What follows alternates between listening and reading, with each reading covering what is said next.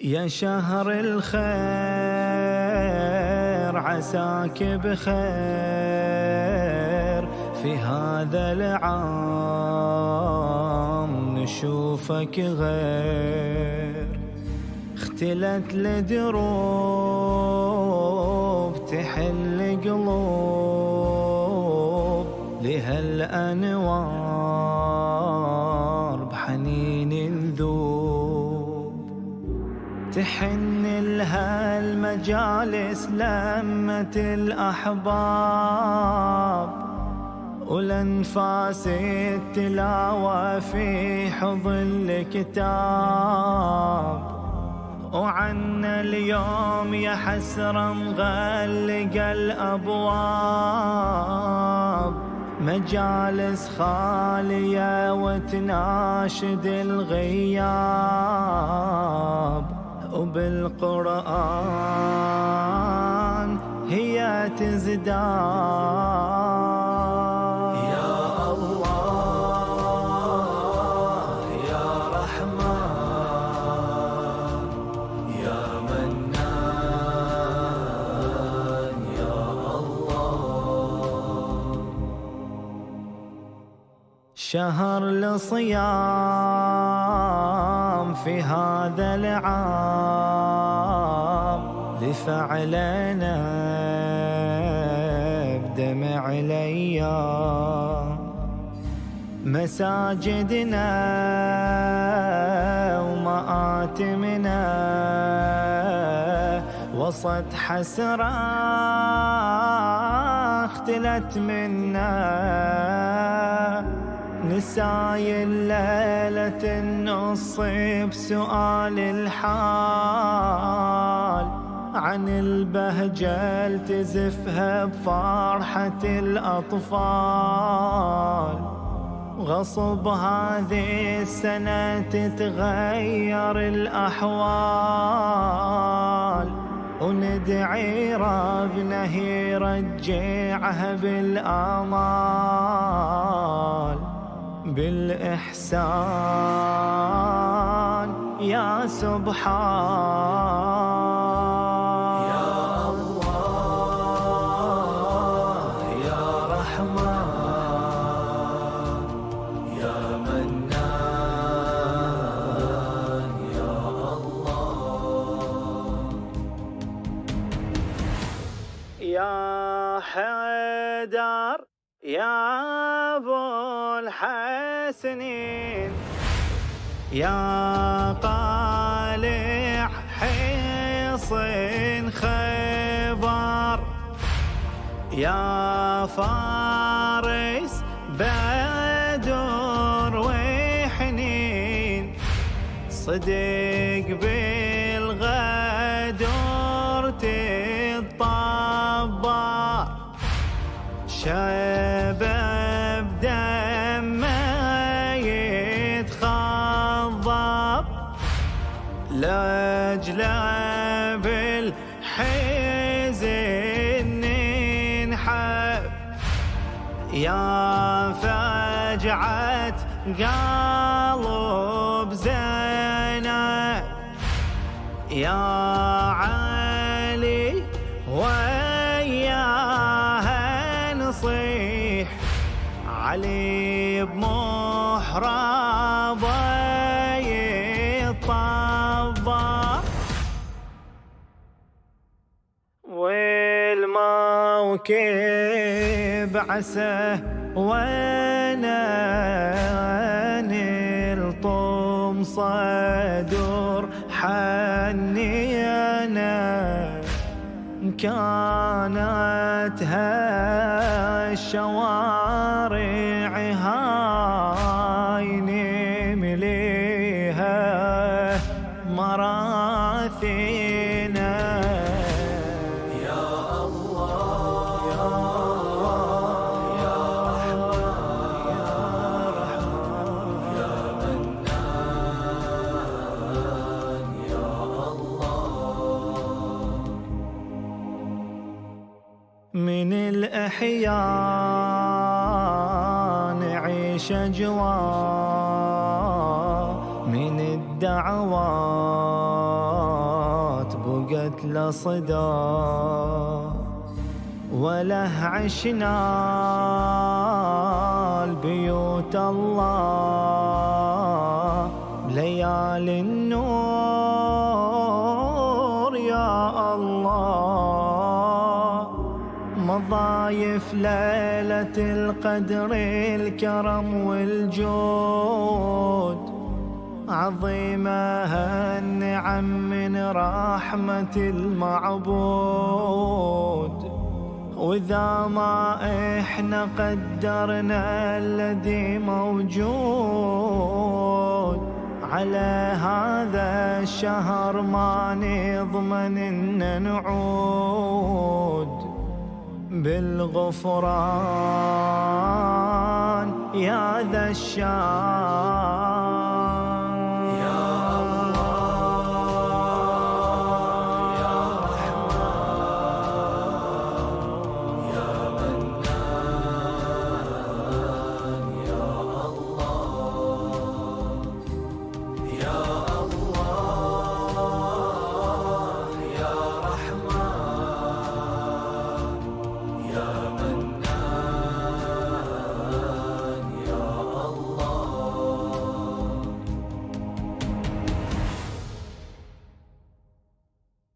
يا شهر الخير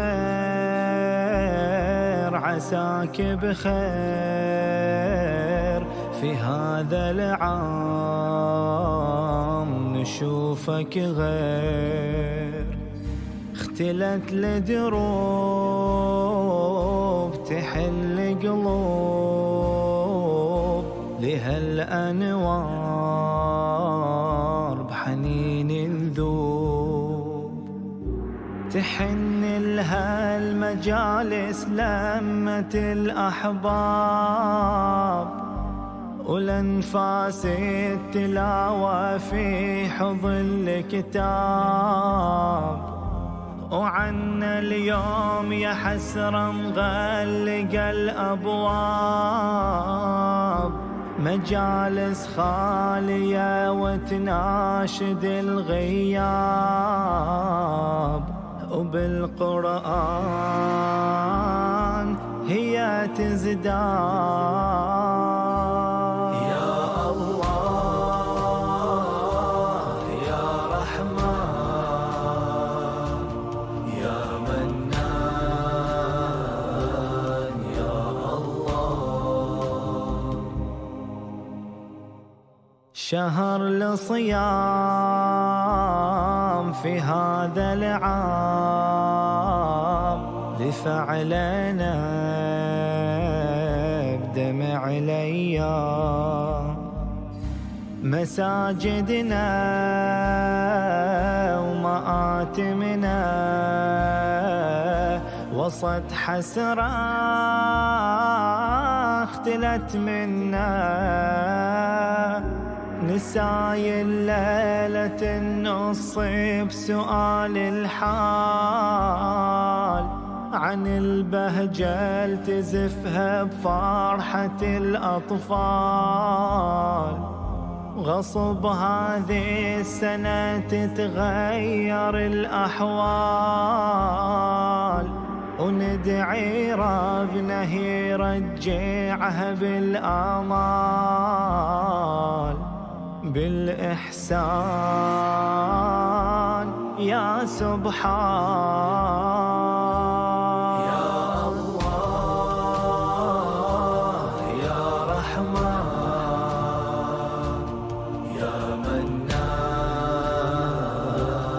يا الله. يا حيدر يا أبو الحسنين يا طالع حصن خيبر يا فارس بدر وحنين صدق بالغدر تتطبر شباب دمه يتخضب لا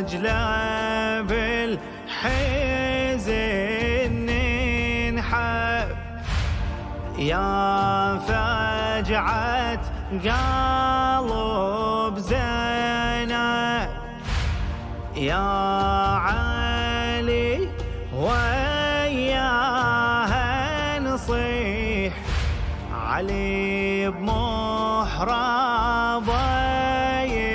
يطبع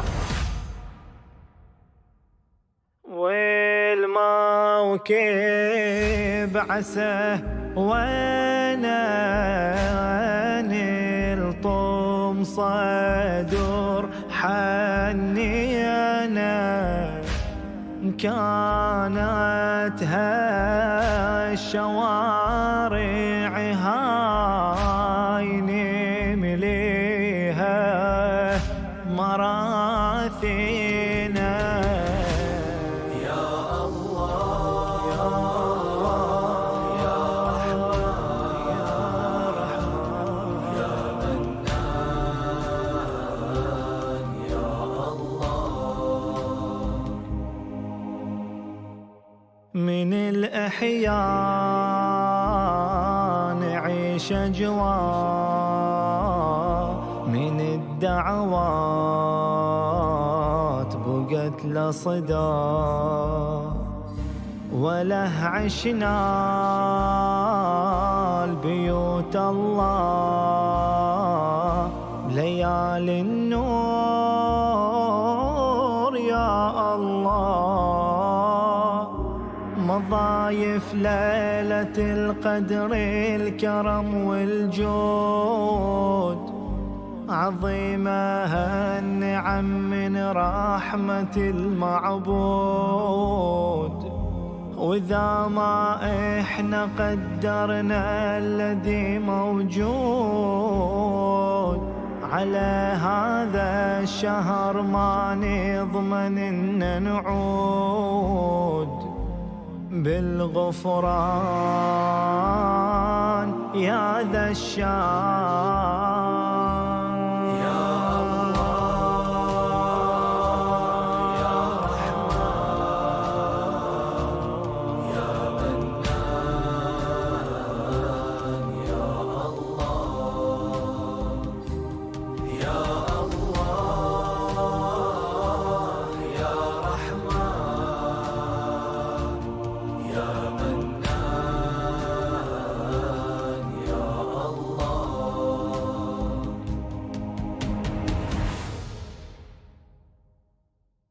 يا شهر الخير عساك بخير في هذا العام نشوفك غير اختلت لدروب تحل قلوب لهالأنوار بحنين نذوب تحن لها المجالس لمة الأحباب ولنفاس التلاوة في حضن الكتاب وعنا اليوم يا حسرة مغلق الأبواب مجالس خالية وتناشد الغياب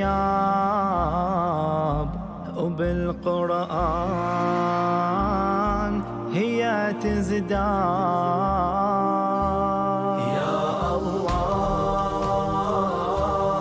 يا رحمن يا منان يا الله شهر الصيام في هذا العام لفعلنا بدمع الأيام مساجدنا ومآتمنا وسط حسرة اختلت منا نساي الليلة النص بسؤال الحال عن البهجة التزفها بفرحة الأطفال. غصب هذه السنة تتغير الأحوال، وندعي ربنا يرجعها بالآمال. بالإحسان يا سبحان، يا الله يا رحمن يا منان يا الله. يا حيدر يا أبو الحسنين، يا قالع حصن خيبر، يا فارس بدر وحنين، صدق بالغدر تتطبر، شباب دمه يتخضب، لاجله بالحزن ننحب. يا فجعة قلب زينب، يا علي وياها نصيح، علي بمحرابه يطبع، والموكب عسى نلطم صدور حنينا، كانت هالشوارع هاي نمليها مراثينا. يا الله يا الله يا رحمن يا رحمن يا منان يا الله. من الإحياء نعيش أجواء، من الدعوات بقت له صدى، وله عشنا البيوت الله ليالي النور يا الله. مضايف ليلة القدر الكرم والجود، عظيمة النعم من رحمة المعبود. وإذا ما إحنا قدرنا الذي موجود، على هذا الشهر ما نضمن إن نعود. بالغفران يا ذا الشان، يا الله يا رحمن يا منان يا الله. يا الله يا رحمن يا منان يا الله.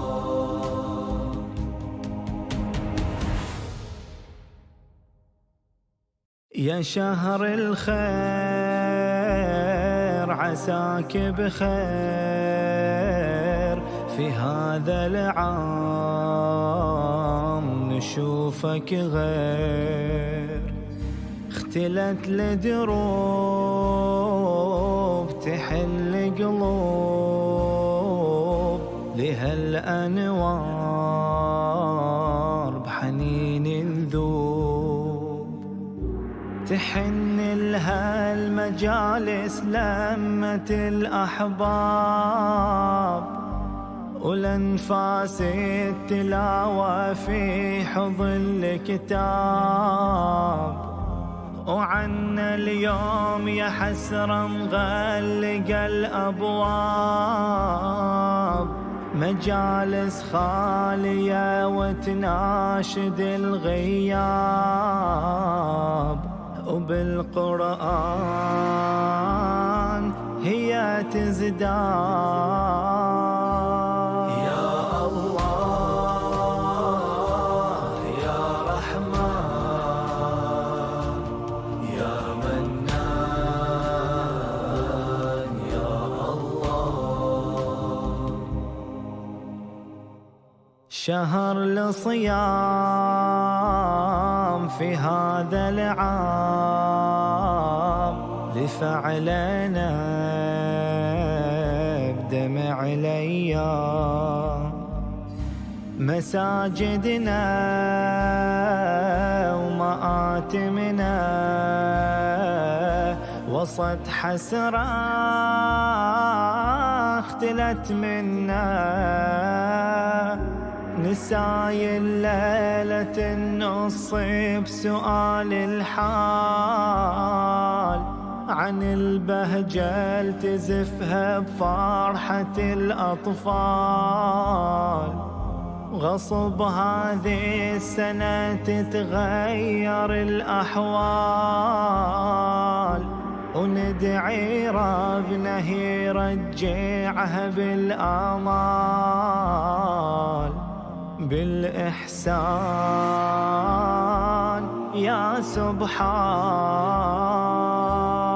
يا الله يا رحمن يا منان يا الله. يا حيدر يا أبو الحسنين، يا طالع حصن خيبر، يا فارس بدر وحنين، صدق بالغدر تتطبر. شباب دمه يتخضب، لاجله بالحزن ننحب. يا فجعة قلب زينب، يا علي وياها نصيح.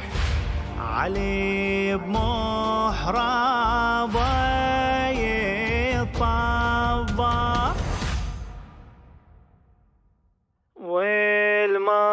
والموكب عسى وانا نلطم صدور حنينا. كانت هالشوارع هاي نمليها مراثينا. يا الله يا الله يا رحمن يا منان يا الله. من الأحياء نعيش أجواء، من الدعوات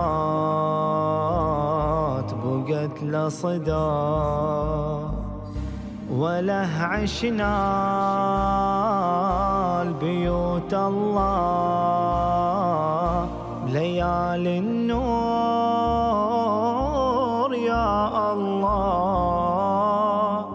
مضايف ليلة القدر الكرم والجود، عظيمة النعم من رحمة المعبود، وإذا ما إحنا قدرنا الذي موجود على هذا الشهر ما نضمن إن نعود بالغفران يا ذا الشان.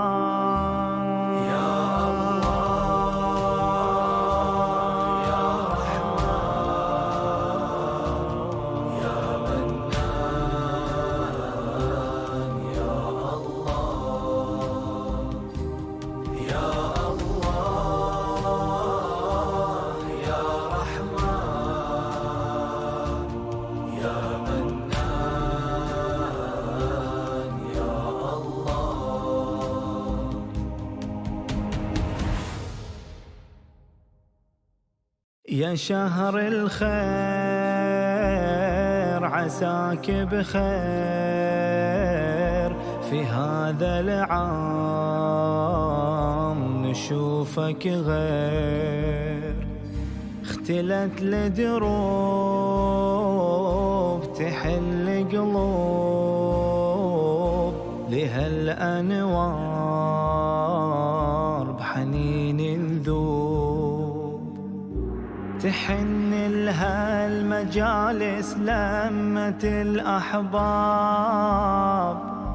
ولنفاس التلاوة في حضن الكتاب، وعنا اليوم يا حسرة مغلق الأبواب، مجالس خالية وتناشد الغياب، وبالقرآن هي تزداد. يا الله يا رحمن يا منان يا الله،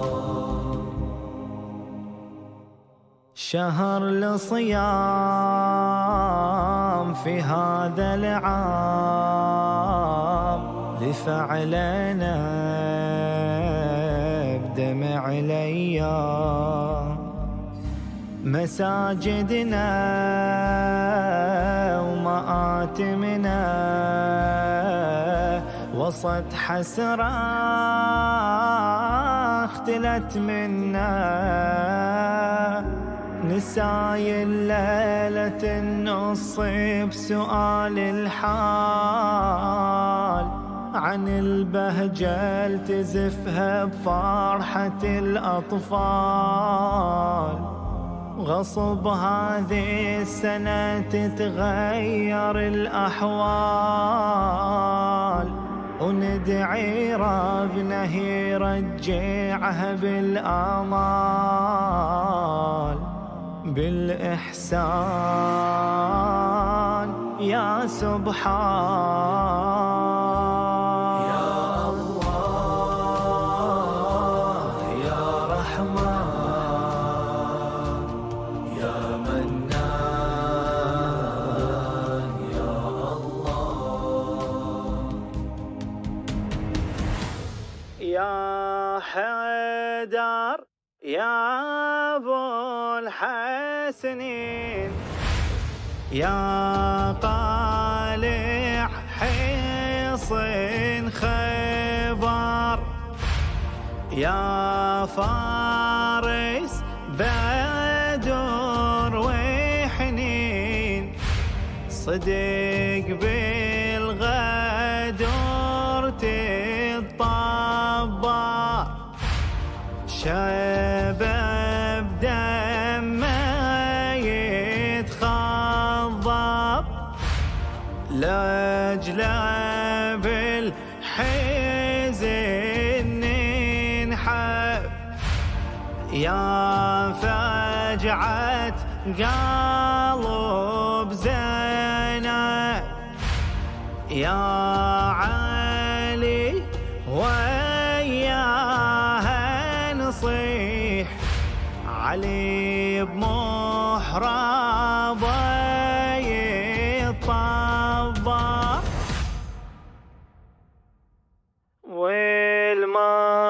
والموكب عسى وانا نلطم صدور حنينا كانت هالشوارع هاي نمليها مراثينا يا الله يا الله يا رحمن يا منان يا الله من الأحياء نعيش أجواء من الدعوات بقت لصدى وله عشنا البيوت الله ليالي النور يا الله مضايف ليلة القدر الكرم والجود عظيمة النعم من رحمة المعبود وإذا ما إحنا قدرنا الذي موجود على هذا الشهر ما نضمن إن نعود بالغفران يا ذا الشان يا الله يا رحمن يا منان يا الله يا الله يا رحمن يا منان يا الله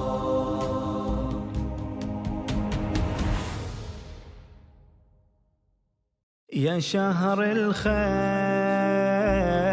عساك بخير في هذا العام نشوفك غير اختلت لدروب تحل قلوب لهالأنوار بحنين نذوب تحن لها المجالس لمة الأحباب ولنفاس التلاوة في حضن الكتاب وعنا اليوم يا حسرة مغلق الأبواب مجالس خالية وتناشد الغياب وبالقرآن هي تزداد يا الله يا رحمن يا منان يا الله شهر الصيام في هذا العام لفعلنا بدمع الأيام مساجدنا ومآتمنا وسط حسرة اختلت منا نساي الليلة النص بسؤال الحال عن البهجة التزفها بفرحة الأطفال غصب هذه السنة تتغير الأحوال وندعي ربنا يرجعها بالآمال بالإحسان يا سبحان. يا الله يا رحمن يا منان يا الله. يا حيدر يا أبو الحسنين يا قالع حصن خيبر يا فارس بدر وحنين.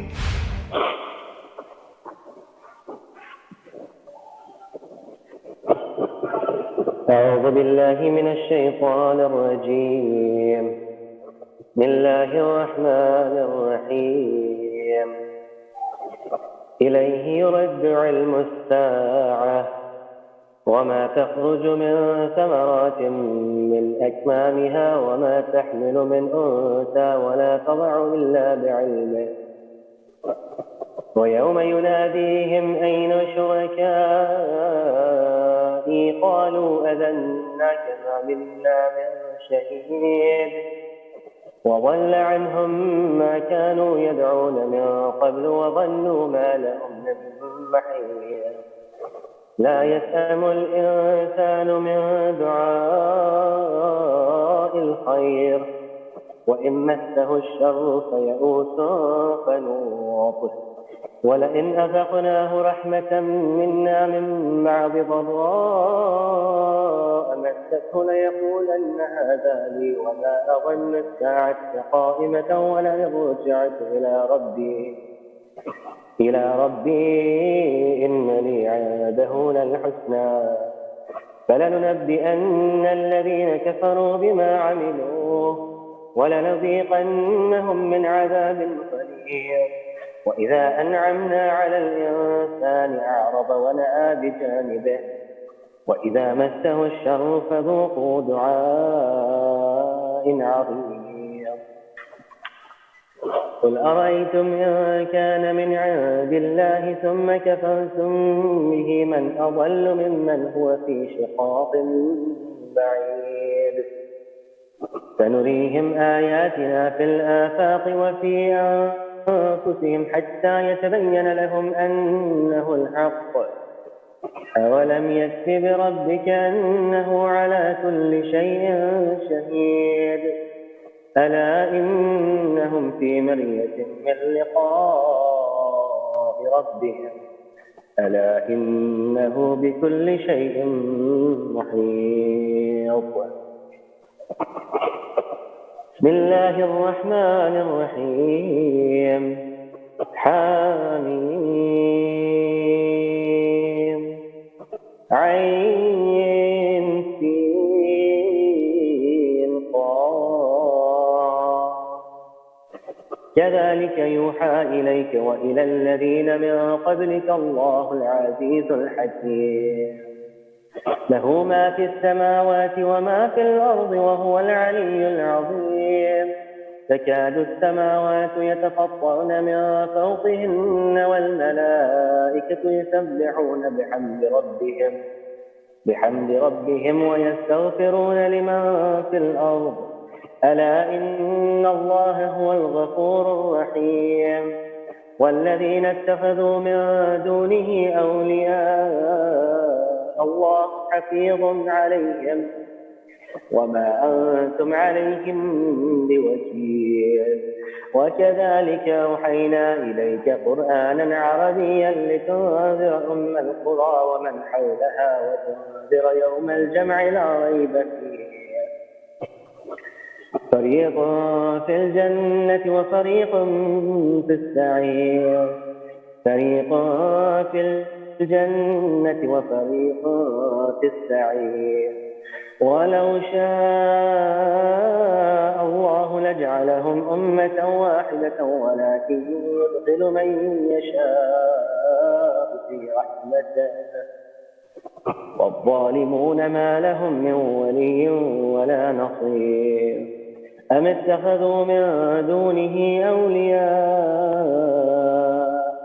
فالله هو الولي وهو يحيي الموتى وهو على كل شيء قدير. وما اختلفتم فيه من شيء فحكمه إلى الله، ذلكم الله ربي عليه توكلت وإليه أنيب. فاطر السماوات والأرض جعل لكم من أنفسكم أزواجا ومن الأنعام أزواجا يذرأكم فيه ليس كمثله شيء وهو السميع البصير. له مقاليد السماوات والأرض يبسط الرزق لمن يشاء ويقدر إنه بكل شيء عليم. شرع لكم من الدين ما وصى به نوحا والذي أوحينا إليك وما وصينا به إبراهيم وموسى وعيسى أن أقيموا الدين ولا تتفرقوا فيه، كبر على المشركين ما تدعوهم إليه، الله يجتبي إليه من يشاء ويهدي إليه من ينيب. وما تفرقوا إلا من بعد ما جاءهم العلم بغيا بينهم، ولولا كلمة سبقت من ربك إلى أجل مسمى لقضي بينهم، وإن الذين أورثوا الكتاب من بعدهم لفي شك منه مريب. فلذلك فادع واستقم كما أمرت ولا تتبع أهواءهم، وقل آمنت بما أنزل الله من كتاب وأمرت لأعدل بينكم، الله ربنا وربكم لنا أعمالنا ولكم أعمالكم، لا حجة بيننا وبينكم، الله يجمع بيننا وإليه المصير. والذين يحاجون في الله من بعد ما استجيب له حجتهم داحضة عند ربهم وعليهم غضب ولهم عذاب شديد.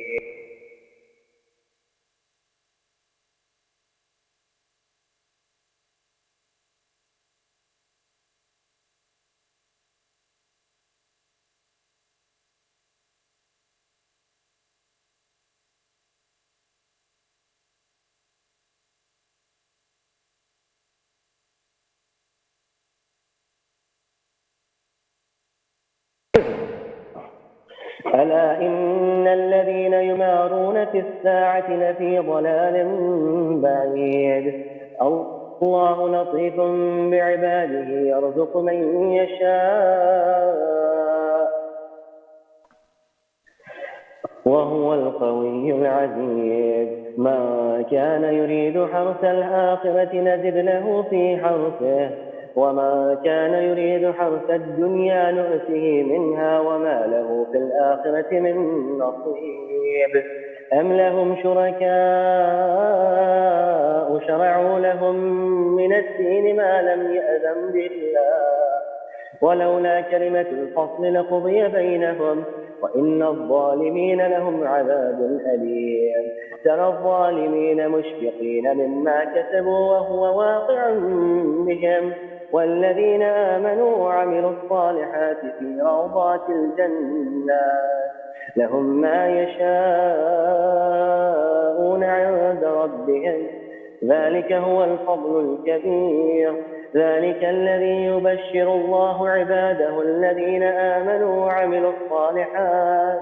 قل لا أسألكم عليه أجرا إلا المودة في القربى، ومن يقترف حسنة نزد له فيها حسنا إن الله غفور شكور. أم يقولون افترى على الله كذبا، فإن يشأ الله يختم على قلبك ويمحو الله الباطل ويحق الحق بكلماته إنه عليم بذات الصدور. وهو الذي يقبل التوبة عن عباده ويعفو عن السيئات ويعلم ما تفعلون ويستجيب الذين آمنوا وعملوا الصالحات ويزيدهم من فضله والكافرون لهم عذاب شديد. ولو بسط الله الرزق لعباده لبغوا في الأرض ولكن ينزل بقدر ما يشاء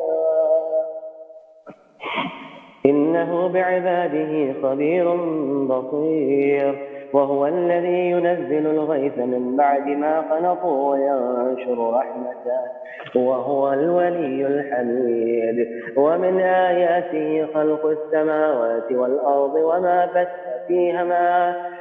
بث فيهما من دابة وهو على جمعهم إذا يشاء قدير. وما أصابكم من مصيبة فبما كسبت أيديكم ويعفو عن كثير. وما أنتم بمعجزين في الأرض وما لكم من دون الله من ولي ولا نصير. ومن آياته الجوار في البحر كالأعلام إن يشأ يسكن الريح فيظلل رواكد على ظهره إن في ذلك لآيات لكل صبار شكور. أو يوبقهن بما كسبوا ويعفو عن كثير ويعلم الذين يجادلون في آياتنا ما لهم من محيص. فما أوتيتم من شيء فمتاع الحياة الدنيا وما عند الله خير وأبقى للذين آمنوا وعلى ربهم يتوكلون. والذين يجتنبون كبائر الإثم والفواحش وإذا ما غضبوا هم يغفرون. والذين استجابوا لربهم وأقاموا الصلاة وأمرهم شورى بينهم ومما رزقناهم ينفقون. والذين إذا أصابهم البغي هم ينتصرون. وجزاء سيئة مثلها فمن عفا وأصلح فأجره على الله إنه لا يحب الظالمين. ولمن انتصر بعد ظلمه فأولئك ما عليهم من سبيل إنما السبيل على الذين يظلمون الناس ويبغون في الأرض بغير الحق أولئك لهم عذاب أليم. ولمن صبر وغفر إن ذلك لمن عزم الأمور. ومن يضلل الله فما له من ولي من بعده. وترى الظالمين لما رأوا العذاب يقولون هل إلى مرد من سبيل وتراهم يعرضون عليها خاشعين من الذل ينظرون من طرف خفي. وقال الذين آمنوا إن الخاسرين الذين خسروا أنفسهم وأهليهم يوم القيامة ألا إن الظالمين في عذاب مقيم.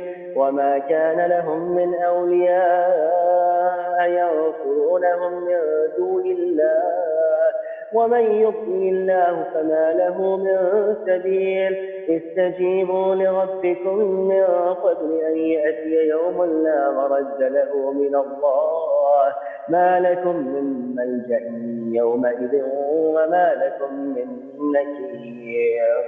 فإن أعرضوا فما أرسلناك عليهم حفيظا إن عليك إلا البلاغ. وإنا إذا أذقنا الإنسان منا رحمة فرح بها وإن تصبهم سيئة بما قدمت أيديهم فإن الإنسان كفور.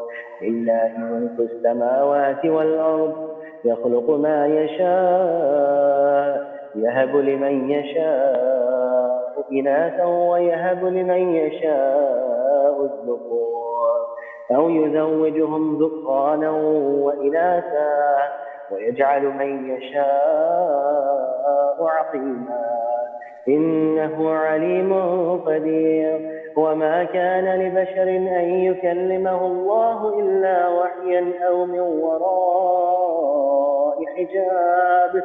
أو من وراء حجاب أو يرسل رسولا فيوحي بإذنه ما يشاء إنه علي حكيم. وكذلك أوحينا إليك روحا من أمرنا ما كنت تدري ما الكتاب ولا الإيمان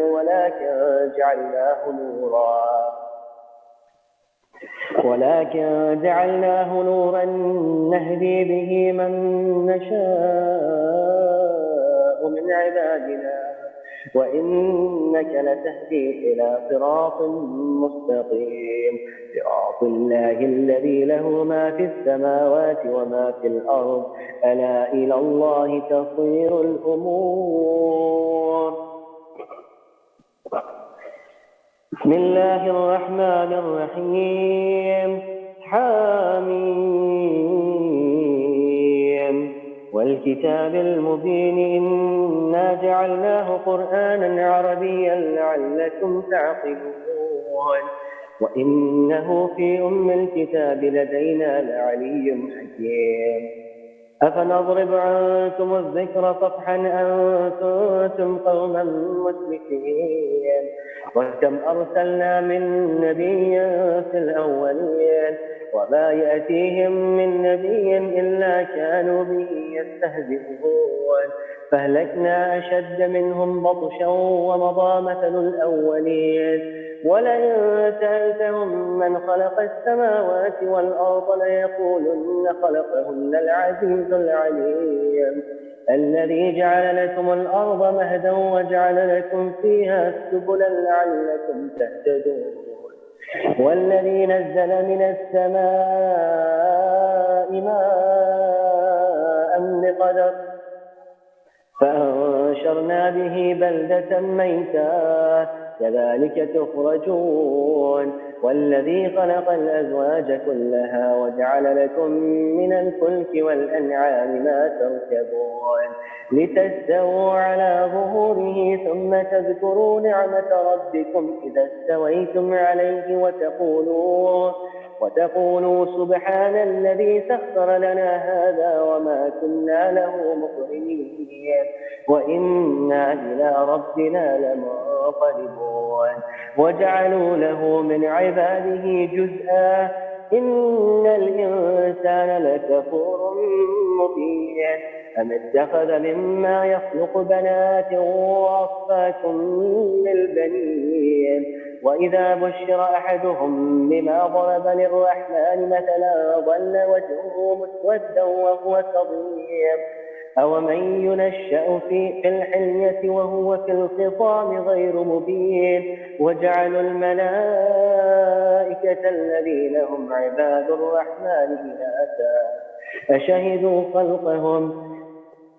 فتكتب شهادتهم ويسألون وقالوا لو شاء الرحمن ما عبدناهم ما لهم بذلك من علم إن هم إلا يخرصون أم آتيناهم كتابا من قبله فهم به مستمسكون بل قالوا إنا وجدنا آباءنا على أمة وإنا على آثارهم مهتدون وكذلك ما أرسلنا من قبلك في قرية من نذير إلا قال مترفوها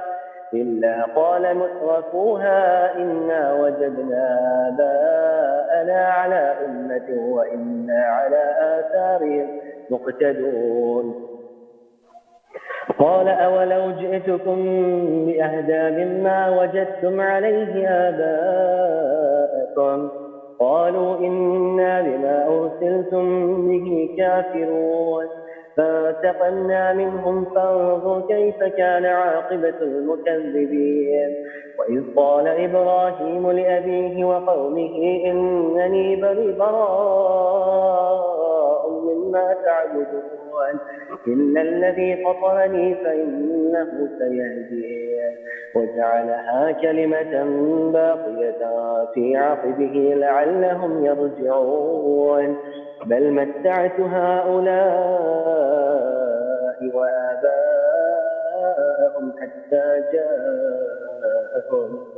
حتى جاءهم الحق ورسول مبين ولما جاءهم الحق قالوا هذا سحر وإنا به كافرون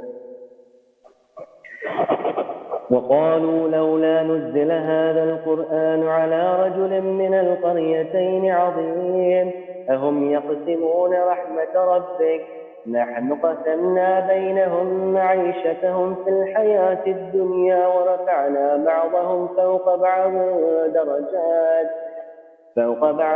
درجات ليتخذ بعضهم بعضا سخريا ورحمة ربك خير مما يجمعون ولولا أن يكون الناس أمة واحدة لجعلنا لمن يكفر بالرحمن لبيوتهم سقفا من فضة ومعارج عليها يظهرون ولبيوتهم أبوابا وسررا عليها يتكئون وزخرفا وإن كل ذلك لما متاع الحياة الدنيا والآخرة عند ربك للمتقين ومن يعش عن ذكر الرحمن نقيض له شيطانا فهو له قرين وإنهم ليصدونهم عن السبيل ويحسبون أنهم مهتدون حتى إذا جاءنا قال يا ليت بيني وبينك بعد المشرقين فبئس القرين ولن ينفعكم اليوم إذ ظلمتم أنكم في العذاب مشتركون أفأنت تسمع الصم أو تهدي العمي وما كان في ضلال مبين فإما نذهبن بك فإنا منهم منتقمون أو نرينك الذي وعدناهم فإنا عليهم مقتدرون فاستمسك بالذي أوحي إليك إنك على صراط مستقيم وإنه لذكر لك ولقومك وسوف تسألون واسأل من أرسلنا من قبلك من رسلنا أجعلنا من دون الرحمن آلهة يعبدون ولقد أرسلنا موسى بآياتنا إلى فرعون وملئه فقال إني رسول رب العالمين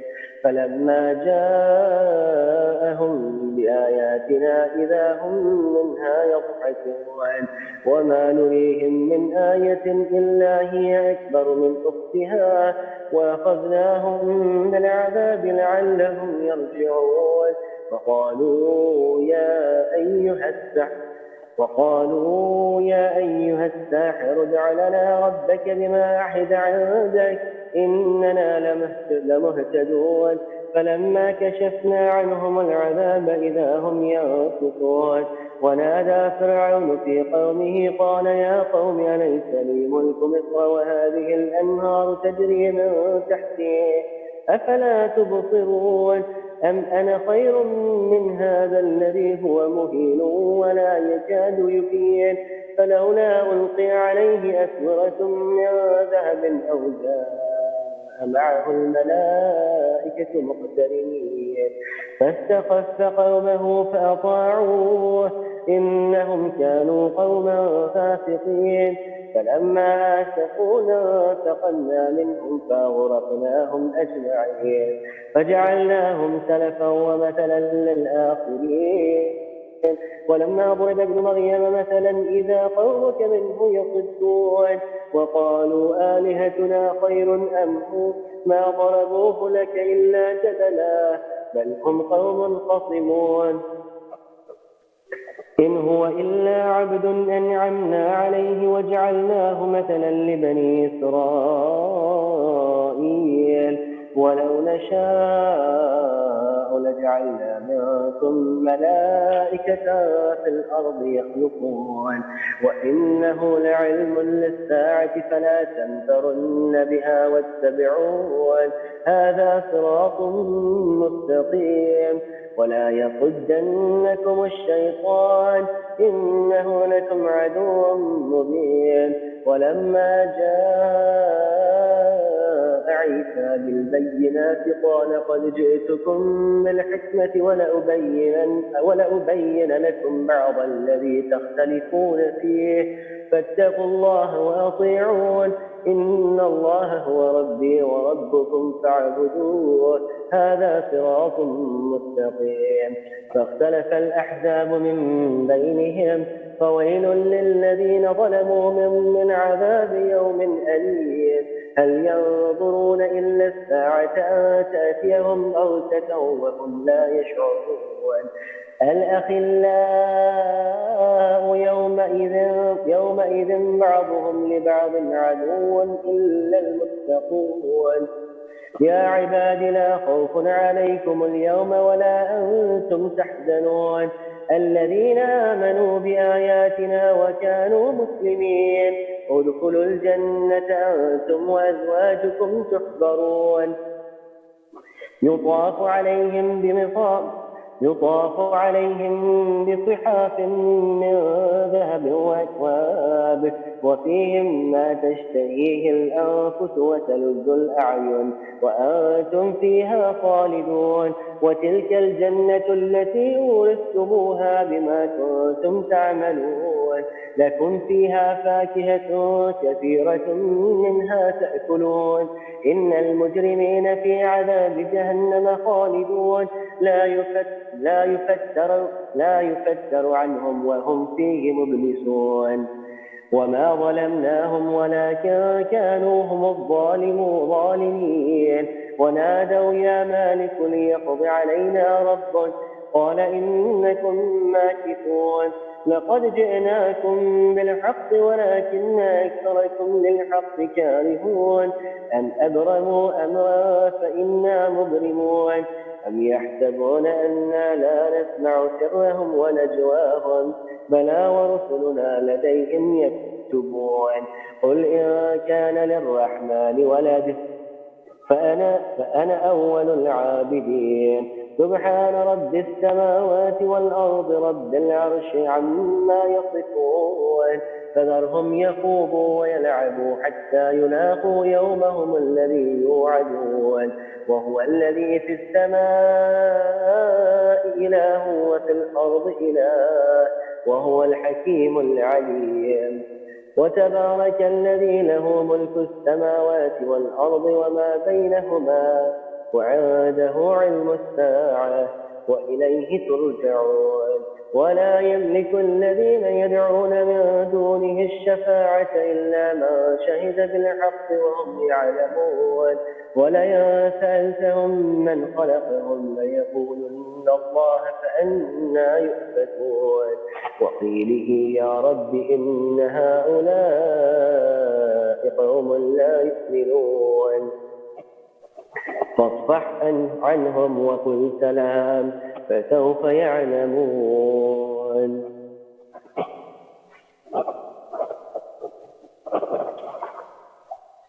بسم الله الرحمن الرحيم حميم والكتاب المبين إنا أنزلناه في ليلة مباركة إنا كنا منذرين فيها يفرق كل أمر حكيم أمرا من عندنا إنا كنا مرسلين رحمة من ربك إنه هو السميع العليم رب السماوات والأرض وما بينهما إن كنتم موقنين لا إله إلا هو يحيي ويميت ربكم ورب آبائكم الأولين بل هم في شك يلعبون فارتقب يوم تأتي السماء بدخان مبين يغشى الناس هذا عذاب أليم ربنا اكشف عنا العذاب إنا مؤمنون. أنى لهم الذكرى وقد جاءهم رسول مبين ثم تولوا عنه وقالوا معلم مجنون إنا كاشف العذاب قليلا إنكم عائدون يوم نبطش البطشة الكبرى إنا منتقمون. ولقد فتنا قبلهم قوم فرعون وجاءهم رسول كريم أن أدوا إلي عباد الله إني لكم رسول أمين وأن لا تعلوا على الله إني آتيكم بسلطان مبين وإني عذت بربي وربكم أن ترجمون وإن لم تؤمنوا لي فاعتزلون. فدعا ربه أن هؤلاء قوم مجرمون فأسر بعبادي ليلا إنكم متبعون واترك البحر رهوا إنهم جند مغرقون كم تركوا من جنات وعيون وزروع ومقام كريم ونعمة كانوا فيها فاكهين كذلك وأورثناها قوما آخرين فلما بكت عليهم السماء والأرض وما كانوا منظرين ولقد نجينا بني إسرائيل من العذاب المهين من فرعون إنه كان عاليا من المسرفين ولقد اخترناهم على علم على العالمين وآتيناهم من الآيات ما فيه بلاء مبين إن هؤلاء ليقولون إن هي إلا موتتنا الأولى وما نحن بمنشرين فأتوا بآبائنا إن كنتم صادقين أهم خير أم قوم تبع والذين من قبلهم أهلكناهم إنهم كانوا مجرمين وما خلقنا السماوات والأرض وما بينهما لاعبين ما خلقناهما إلا بالحق ولكن أكثرهم لا يعلمون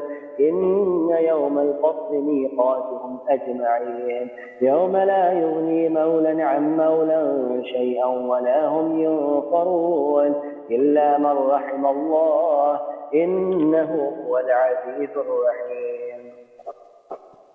إن شجرة الزقوم طعام الأثيم كالمهل يغلي في البطون كغلي الحميم خذوه فاعتلوه إلى سواء الجحيم ثم صبوا فوق رأسه من عذاب الحميم ذق إنك أنت العزيز الكريم. إن هذا ما كنتم به تمترون إن المتقين في مقام أمين في جنات وعيون يلبسون من سندس واستبرق متقابلين كذلك وزوجناهم بحور عين يدعون فيها بكل فاكهة آمنين لا يذوقون فيها الموت إلا الموتة الأولى ووقاهم عذاب الجحيم فضلا من ربك ذلك هو الفوز العظيم.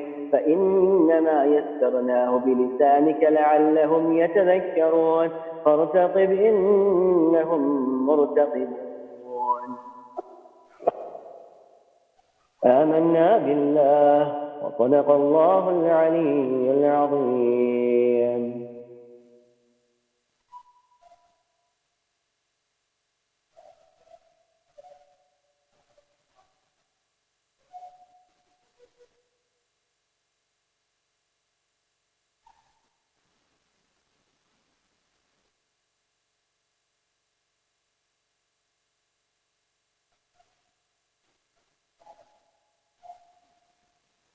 يا شهر الخير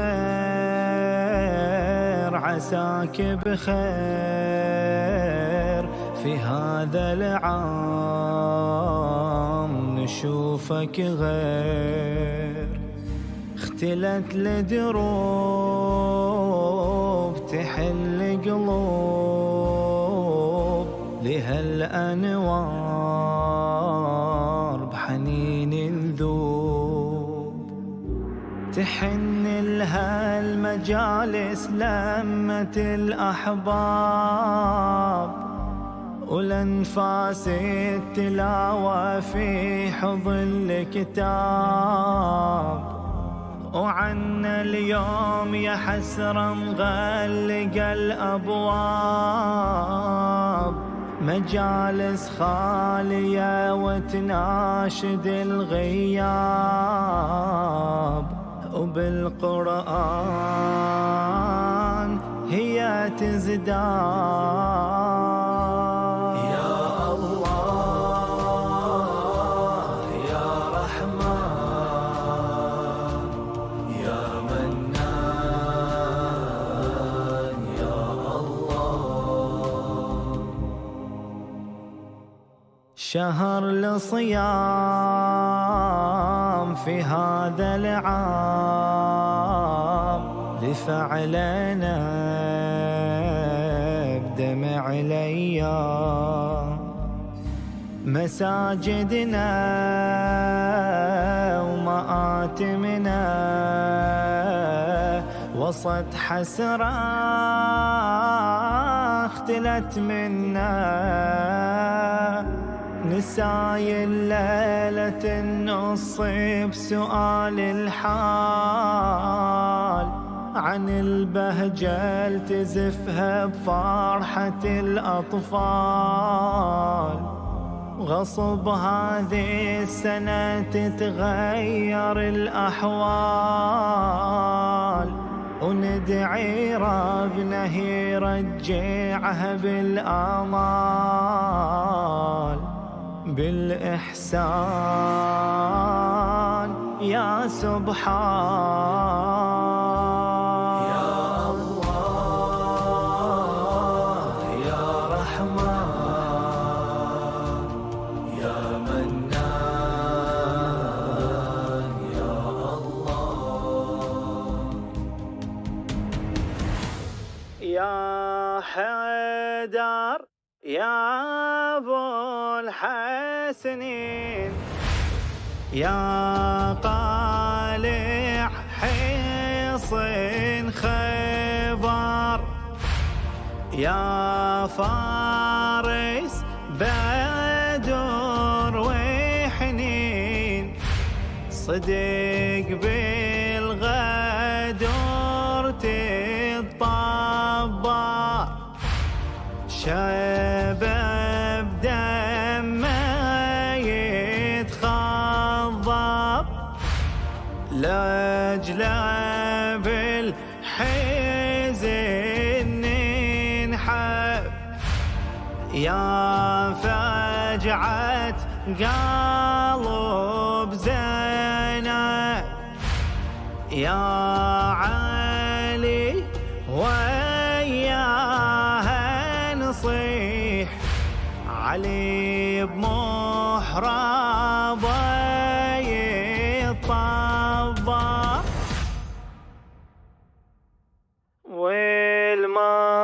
والموكب عسى وانا نلطم صدور حنينا، كانت هالشوارع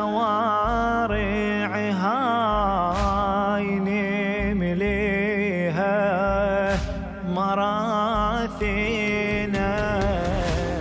يا الله يا الله يا رحمن يا رحمن يا منان يا الله، كل هم وغم سينجلي بولايتك يا علي يا علي، كل هم وغم سينجلي بولايتك يا علي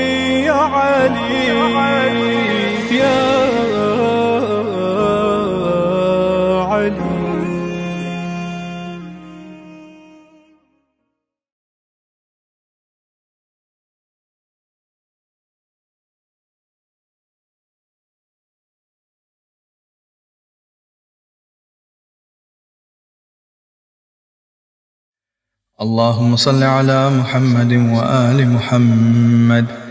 بسم الله الرحمن الرحيم. يا علي يا عظيم يا غفور يا رحيم، أنت الرب العظيم الذي ليس كمثله شيء وهو السميع البصير. وهذا شهر عظمته وكرمته وشرفته وفضلته على الشهور، وهو الشهر الذي فرضت صيامه علي، وهو شهر رمضان الذي أنزلت فيه القرآن هدى للناس وبينات من الهدى والفرقان، وجعلت فيه ليلة القدر وجعلتها خيرا من 1000 شهر. فيا ذا المن ولا يمن عليك، من علي بفكاك رقبتي من النار، في من تمن عليه وأدخلني الجنة برحمتك يا أرحم الراحمين. اللهم صل على محمد وآل محمد. بسم الله الرحمن الرحيم.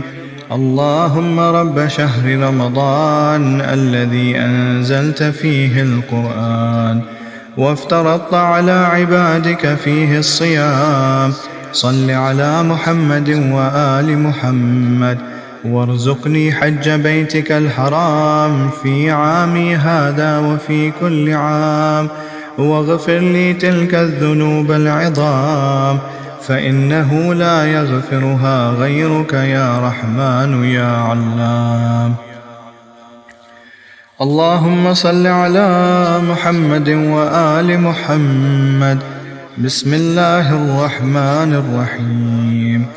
اللهم إني أفتتح الثناء بحمدك، وأنت مسدد للصواب بمنك، وأيقنت أنك أنت أرحم الراحمين في موضع العفو والرحمة، وأشد المعاقبين في موضع النكال والنقمة، وأعظم المتجبرين في موضع الكبرياء والعظمة.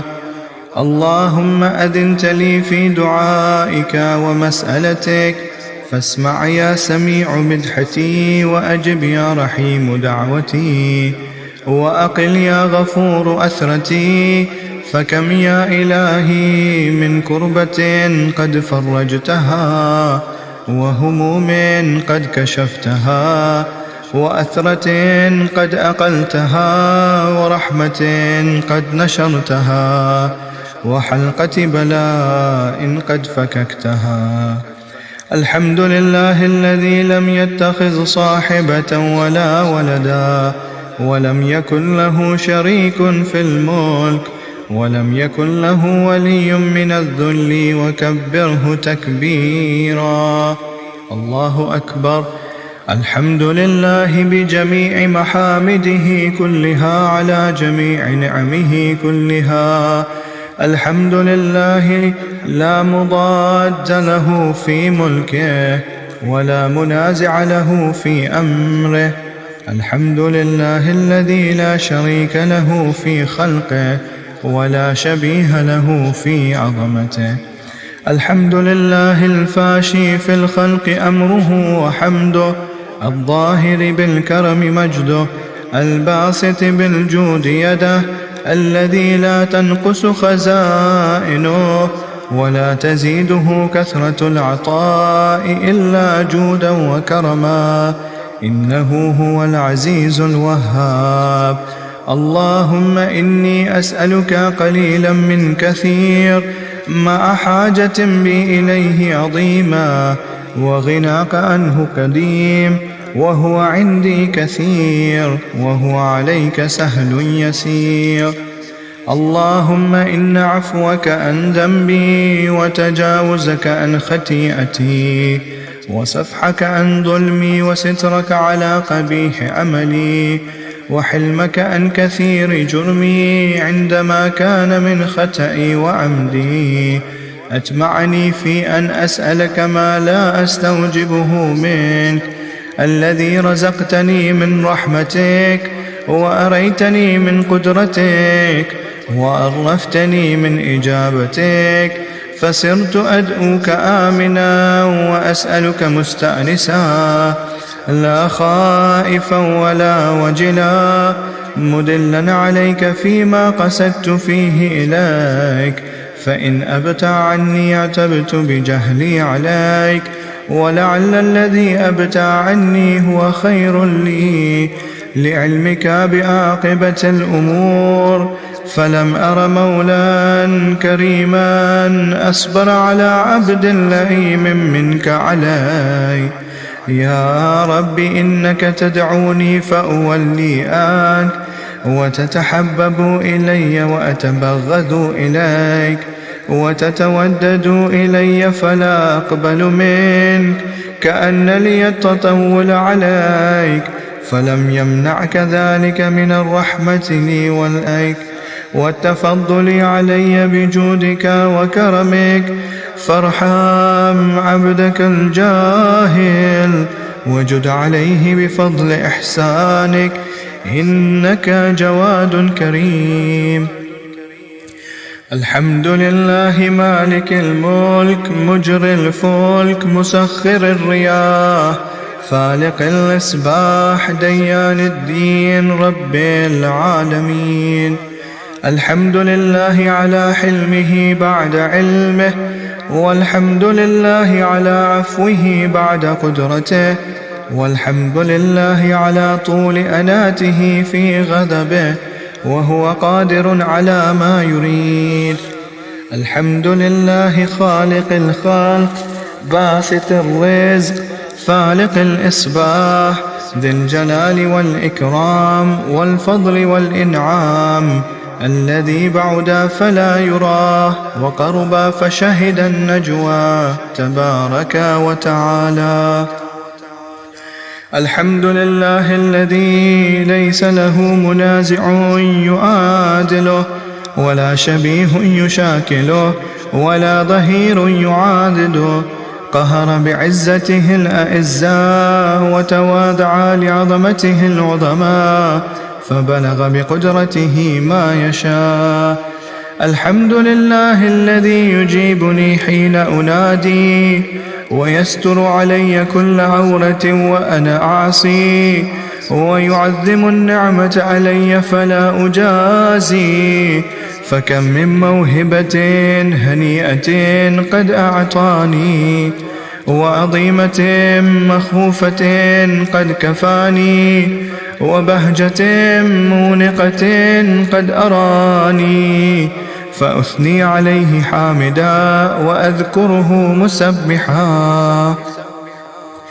الحمد لله الذي لا يحتك حجابه، ولا يغلق بابه، ولا يرد سائله، ولا يخيب آمله. الحمد لله الذي يؤمن الخائفين وينجي الصالحين، ويرفع المستضعفين، ويدع المستكبرين، ويهلك ملوكا ويستخلف آخرين. والحمد لله قاسم الجبارين، مبير الظالمين، مدرك الهاربين، نكال الظالمين، صريخ مستصرخين، موضع حاجات الطالبين، معتمد المؤمنين.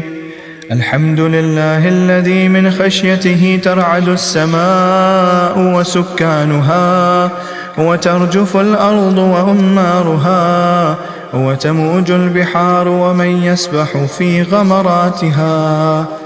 الحمد لله الذي هدانا لهذا، وما كنا لنهتدي لولا أن هدانا الله. الحمد لله الذي يخلق ولم يخلق، ويرزق ولا يرزق، ويطعم ولا يطعم، ويميت الأحياء ويحيي الموتى، وهو حي لا يموت، بيده الخير، وهو على كل شيء قدير. اللهم صل على محمد عبدك ورسولك وأمينك وسفيك وحبيبك وخيرتك من خلقك، وحافظ سرك ومبلغ رسالاتك، أفضل وأحسن وأجمل وأكمل وأزكى وأنمى وأطيب وأطهر وأسنى وأكثر ما صليت وباركت وترحمت وتحننت وسلمت على أحد من عبادك وأنبيائك ورسلك وصفوتك وأهل الكرامة عليك من خلقك. اللهم وصل على علي أمير المؤمنين ووصي رسول رب العالمين، عبدك ووليك وأخي رسولك وحجتك على خلقك وآيتك الكبرى والنبأ العظيم. وصل على الصديقة الطاهرة فاطمة الزهراء سيدة نساء العالمين، وصل على صبتي الرحمة وإمامي الهدى الحسن والحسين سيدي شباب أهل الجنة، وصل على أئمة المسلمين علي بن الحسين ومحمد بن علي وجعفر بن محمد وموسى بن جعفر وعلي بن موسى ومحمد بن علي وعلي بن محمد والحسن بن علي والخلف الهادي المهدي، هججك على عبادك وأمنائك في بلادك صلاة كثيرة دائمة. اللهم وصل على ولي أمرك القائم المؤمل والعدل المنتظر وحفه بملائكتك المقربين وأيده بروح القدس يا رب العالمين.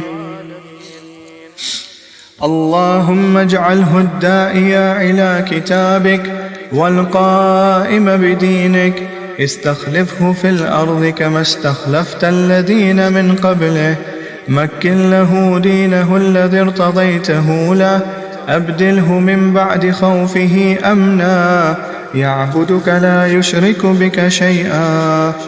اللهم أعزه وأعزز به، وانصره وانتصر به، وانصره نصرا عزيزا، وافتح له فتحا يسيرا، واجعل له من لدنك سلطانا نصيرا. اللهم أظهر به دينك وسنة نبيك حتى لا يستخفي بشيء من الحق مخافة أحد من الخلق.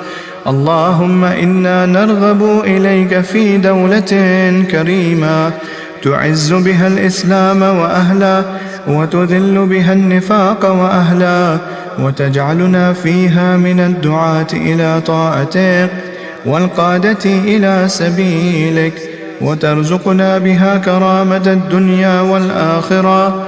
اللهم ما عرفتنا من الحق فحملنا، وما قصرنا عنه فبلغنا.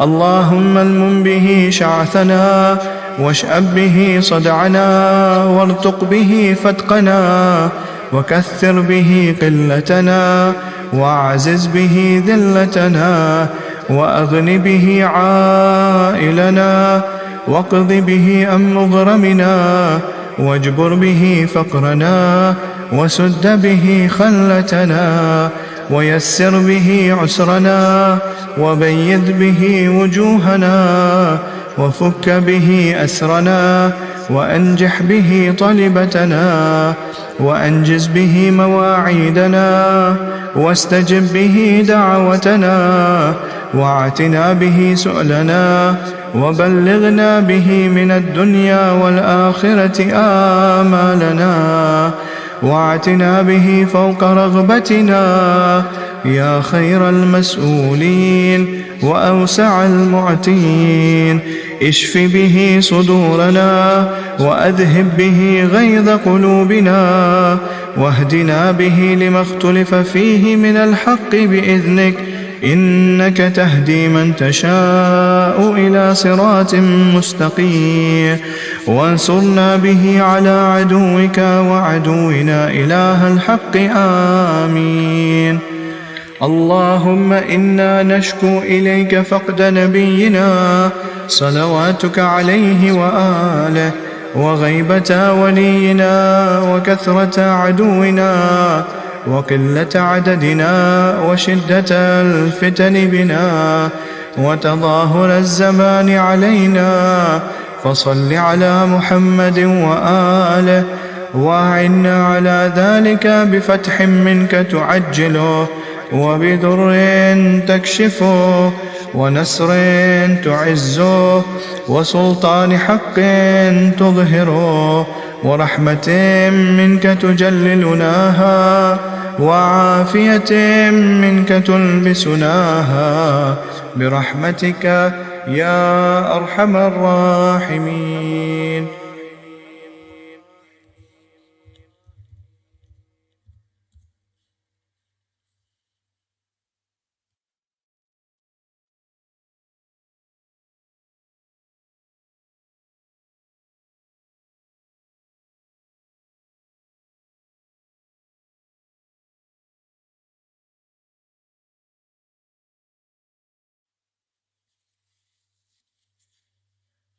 اللهم صل على محمد وآل محمد.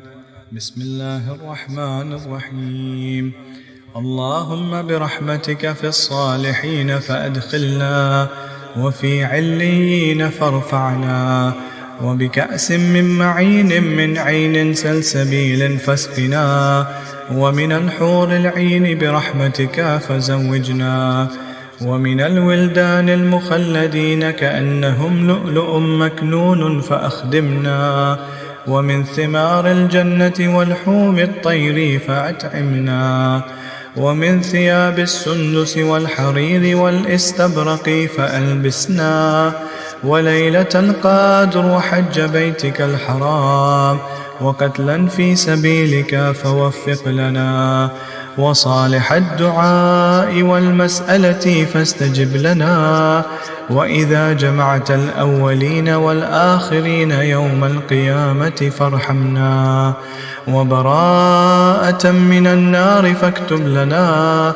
وفي جهنم فلا تغلنا، وفي عذابك وهوانك فلا تبتلنا، ومن الزقوم والضريع فلا تطعمنا، ومع الشياطين فلا تجعلنا، وفي النار على وجوهنا فلا تكببنا، ومن ثياب النار وسرابيل القتران فلا تلبسنا، ومن كل سوء يا لا إله إلا أنت، بحق لا إله إلا أنت فنجنا. اللهم صل على محمد وآل محمد. بسم الله الرحمن الرحيم. اللهم إني أسألك أن تجعل فيما تقضي وتقدر من الأمر المحتوم في الأمر الحكيم، من القضاء الذي لا يرد ولا يبدل، أن تكتبني من حجاج بيتك الحرام المبرور حجهم، المشكور سعيهم، المغفور ذنوبهم، المكفر عن سيئاتهم، وأن تجعل فيما تقضي وتقدر أن تطيل عمري في خير وعافية، وتوسع في رزقي، وتجعلني ممن تنتصر به لدينك ولا تستبدل بي غيري. أعوذ بجلال وجهك الكريم أن ينقضي عني شهر رمضان، أو يطلع الفجر من ليلة هذه ولقى قبلي تبعة أو ذنب تعذبني عليه. اللهم صل على محمد وآل محمد. بسم الله الرحمن الرحيم. يا ذا الذي كان قبل كل شيء ثم خلق كل شيء ثم يبقى ويفنى كل شيء، يا ذا الذي ليس كمثله شيء، ويا ذا الذي ليس في السماوات العلى ولا في الأرضين السفلى ولا فوقهن ولا تحتهن ولا بينهن إله يعبد غيره. لك الحمد حمدا لا يقوى على إحصائه إلا أنت.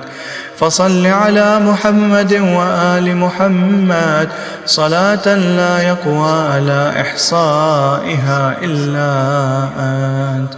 إلهي وقف السائلون ببابك، ولاذ الفقراء بجنابك، ووقفت سفينة المساكين على ساحل بحر جودك وكرمك، يرجون الجواز إلى ساحة رحمتك ونعمتك.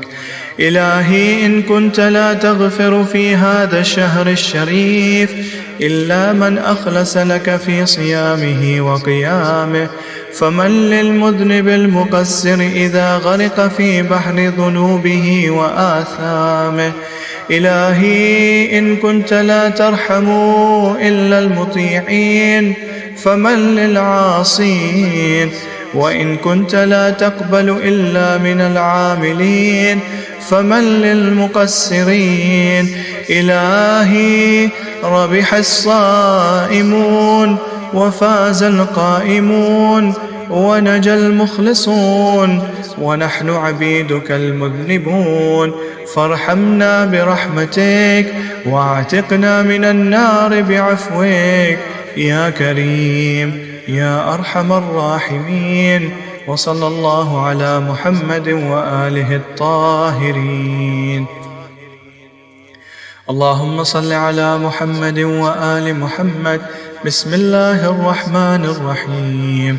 اللهم إنك قلت في كتابك المنزل: شهر رمضان الذي أنزل فيه القرآن هدى للناس وبينات من الهدى والفرقان، فعظمت حرمة شهر رمضان بما أنزلت فيه من القرآن، وخصصته بليلة القدر وجعلتها خيرا من 1000 شهر.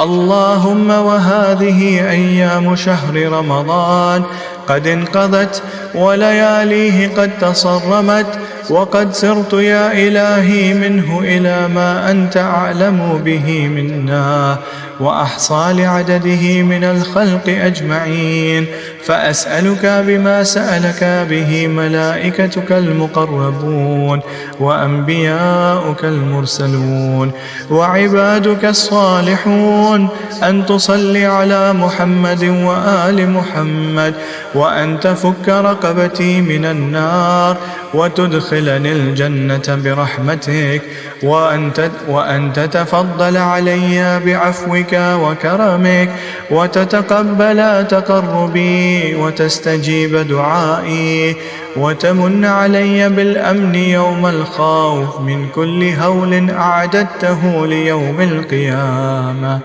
إلهي وأعوذ بوجهك الكريم وبجلالك العظيم أن تنقضي أيام شهر رمضان ولياليه ولقى قبلي تبعة أو ذنب تؤاخذني به أو خطيئة تريد أن تختصها مني لم تغفرها لي.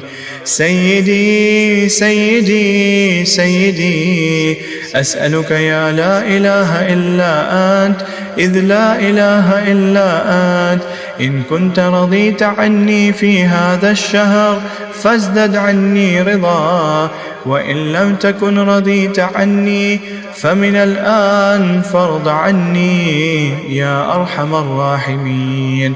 يا الله يا أحد يا صمد، يا من لم يلد ولم يولد ولم يكن له كفوا أحد، يا ملين الحديد لداود عليه السلام، يا كاشف الضر والكرب العظام عن أيوب عليه السلام، أي مفرج هم يعقوب عليه السلام، أي منفس غم يوسف عليه السلام. صل على محمد وآل محمد كما أنت أهله أن تصلي عليهم أجمعين، وافعل بي ما أنت أهله ولا تفعل بي ما أنا أهله. يا ملين الحديد لداود عليه السلام، يا كاشف الضر والكرب العظام عن أيوب عليه السلام، أي مفرج هم يعقوب عليه السلام، أي منفس غم يوسف عليه السلام. صل على محمد وآل محمد كما أنت أهله أن تصلي عليهم أجمعين، وافعل بي ما أنت أهله ولا تفعل بي ما أنا أهله.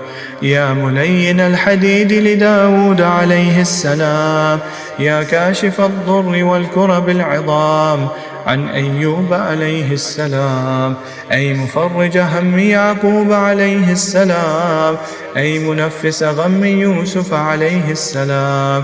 صل على محمد وآل محمد كما أنت أهله أن تصلي عليهم أجمعين، وافعل بي ما أنت أهله ولا تفعل بي ما أنا أهله. اللهم صل على محمد وآل محمد. بسم الله الرحمن الرحيم. يا جاعل الليل لباسا والنهار معاشا والأرض مهادا والجبال أوتادا، يا الله يا قاهر، يا الله يا جبار، يا الله يا سميع، يا الله يا قريب، يا الله يا مجيب، يا الله يا الله يا الله. لك الأسماء الحسنى والأمثال العليا والكبرياء والآلاء. أسألك أن تصلي على محمد وآل محمد، وأن تجعل اسمي في هذه الليلة في السعداء، وروحي مع الشهداء، وإحساني في إليين، وإساءتي مغفورة، وأن تهب لي يقينا تباشر به قلبي، وإيمانا يذهب الشك عني، وترضيني بما قسمت لي. وآتنا في الدنيا حسنة وفي الآخرة حسنة وقنا عذاب النار الحريق، وارزقني فيها ذكرك وشكرك والرغبة إليك والإنابة والتوفيق لما وفقت له محمدا وآل محمد عليه وعليهم السلام.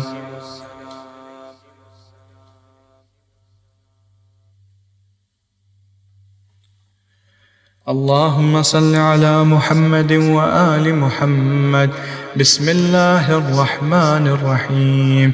اللهم أدخل على أهل القبور السرور، اللهم أغن كل فقير، اللهم أشبع كل جائع، اللهم اكس كل عريان، اللهم اقض دين كل مدين، اللهم فرج عن كل مكروب، اللهم رد كل غريب، اللهم فك كل أسير، اللهم أصلح كل فاسد من أمور المسلمين، اللهم اشفي كل مريض، اللهم سد فقرنا بغناك، اللهم غير سوء حالنا بحسن حالك، اللهم اقض عنا الدين وأغننا من الفقر، إنك على كل شيء قدير برحمتك يا أرحم الراحمين. وصلى الله على محمد وآله الطاهرين. اللهم صل على محمد وآل محمد. سورة المباركة الفاتحة.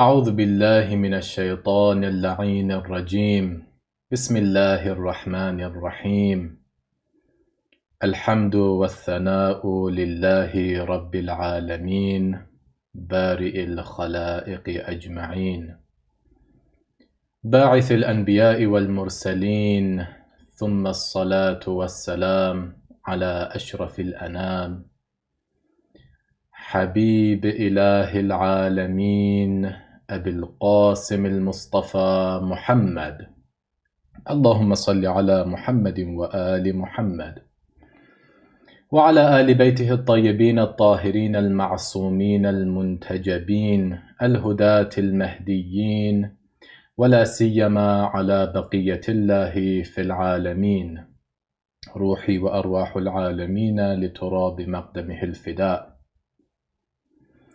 Dear brothers and sisters, Assalamu alaikum wa rahmatullahi wa barakatuh. Inshallah, for the next 4 nights, I will be discussing the topic of dua and the concept of dua.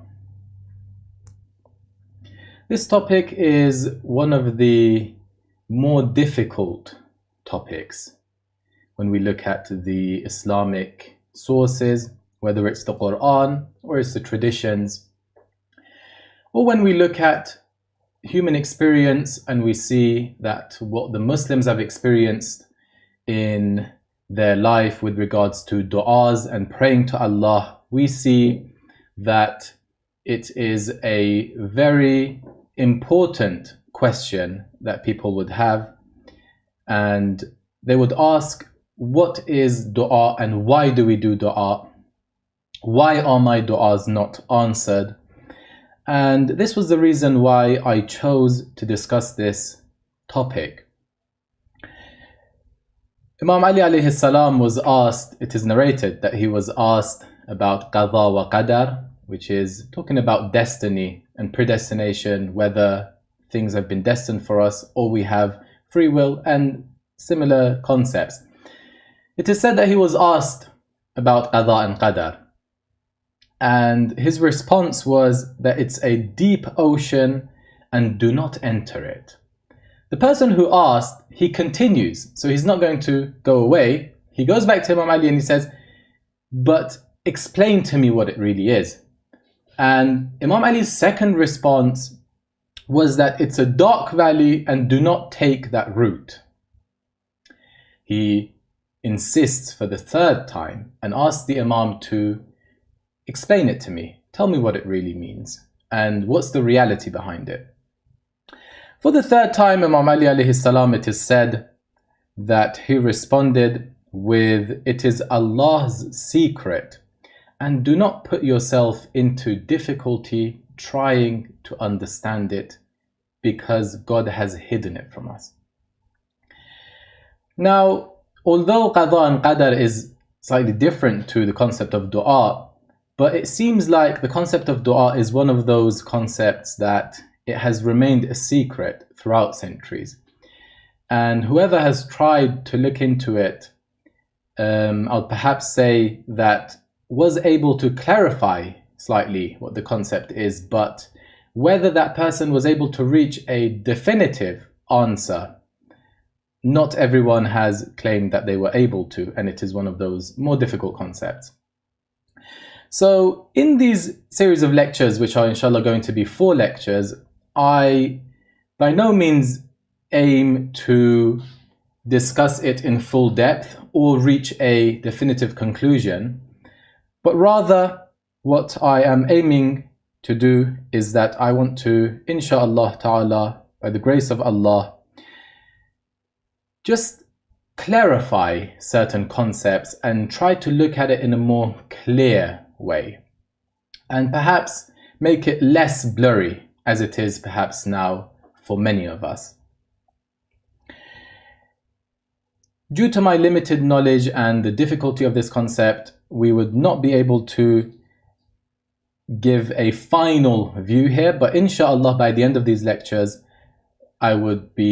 I'm hoping that inshallah by the end of these lectures we would be able to have a better understanding of dua and when the religion has asked us to do dua.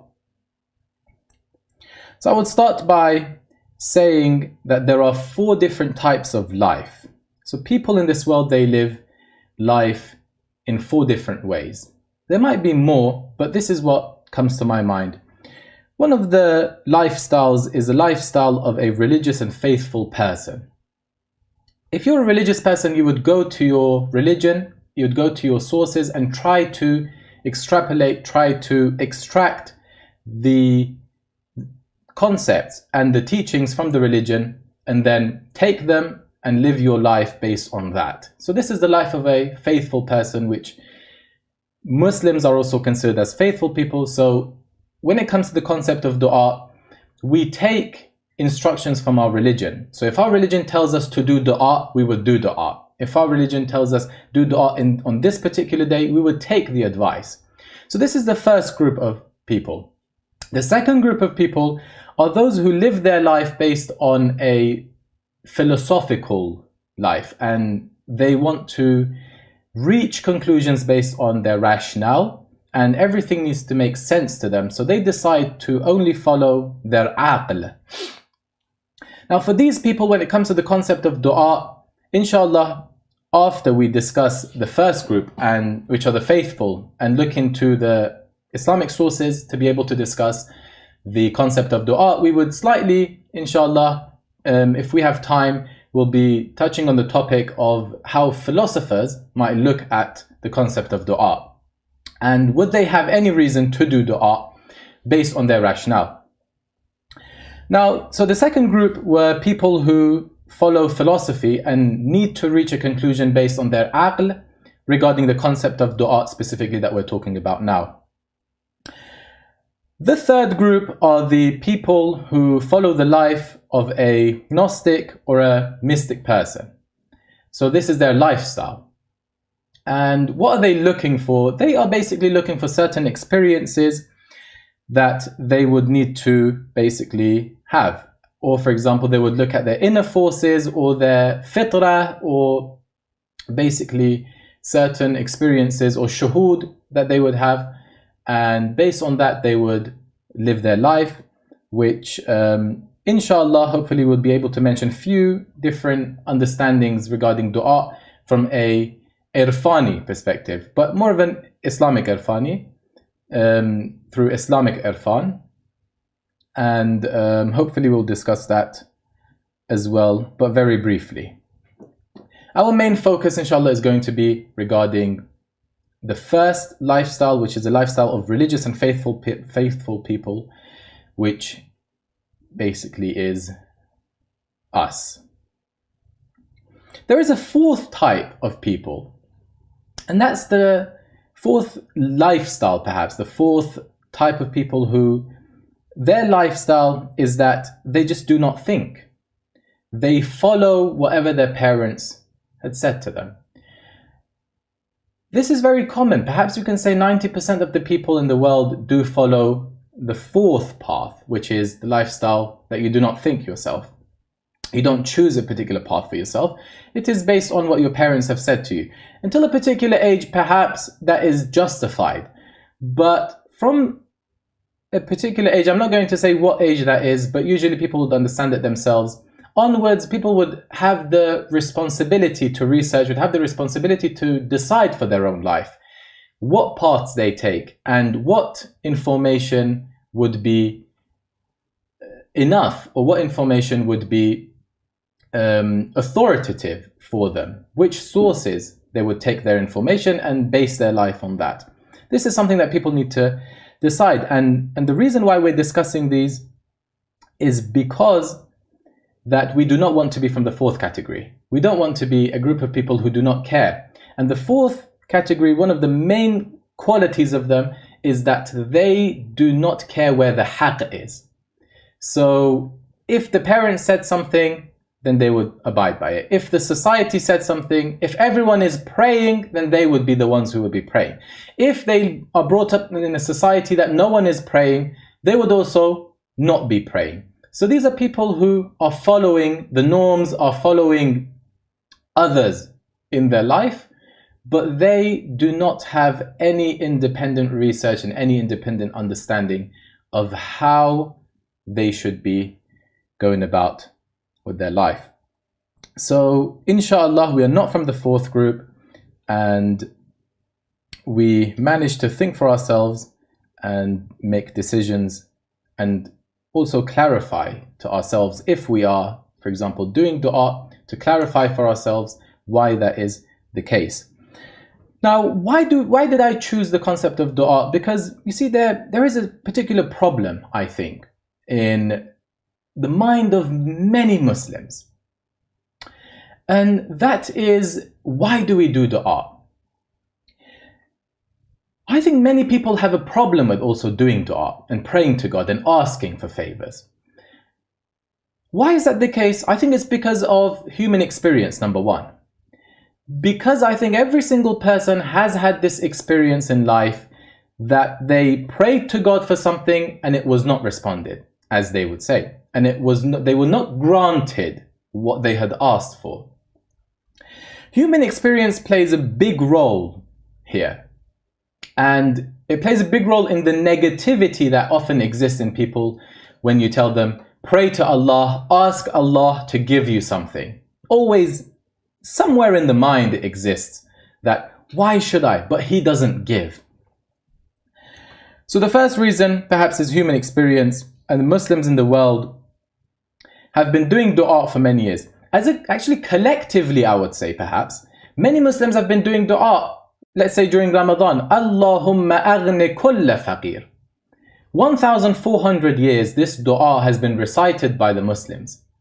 But is there anyone who can claim that this dua has been responded to and has been granted to us? So when you say Allahumma aghni kulla faqir, has every poor person in this world become suddenly rich based on our dua? So again, this goes in the category of human experience, and why there is bitterness, why there is this feeling within people that when you say do dua, some people just go like, no, but why should I? Allahumma aghni kulla faqir, Allahumma ashbi' kulla ja'i'. Every single person who's hungry, oh God, feed them or make them full. Has this really happened? 1,400 years people have been doing this dua, but has it really happened? So this is human experience, which over here, in a way, I'm explaining it, but if I want to explain dua, I'm literally not doing myself a favor, because if I'm explaining the human experience and what that is, which is obviously negative towards dua, then I need to be able to explain dua in a particular way that would be able to be an answer to these people who feel this way and think this way.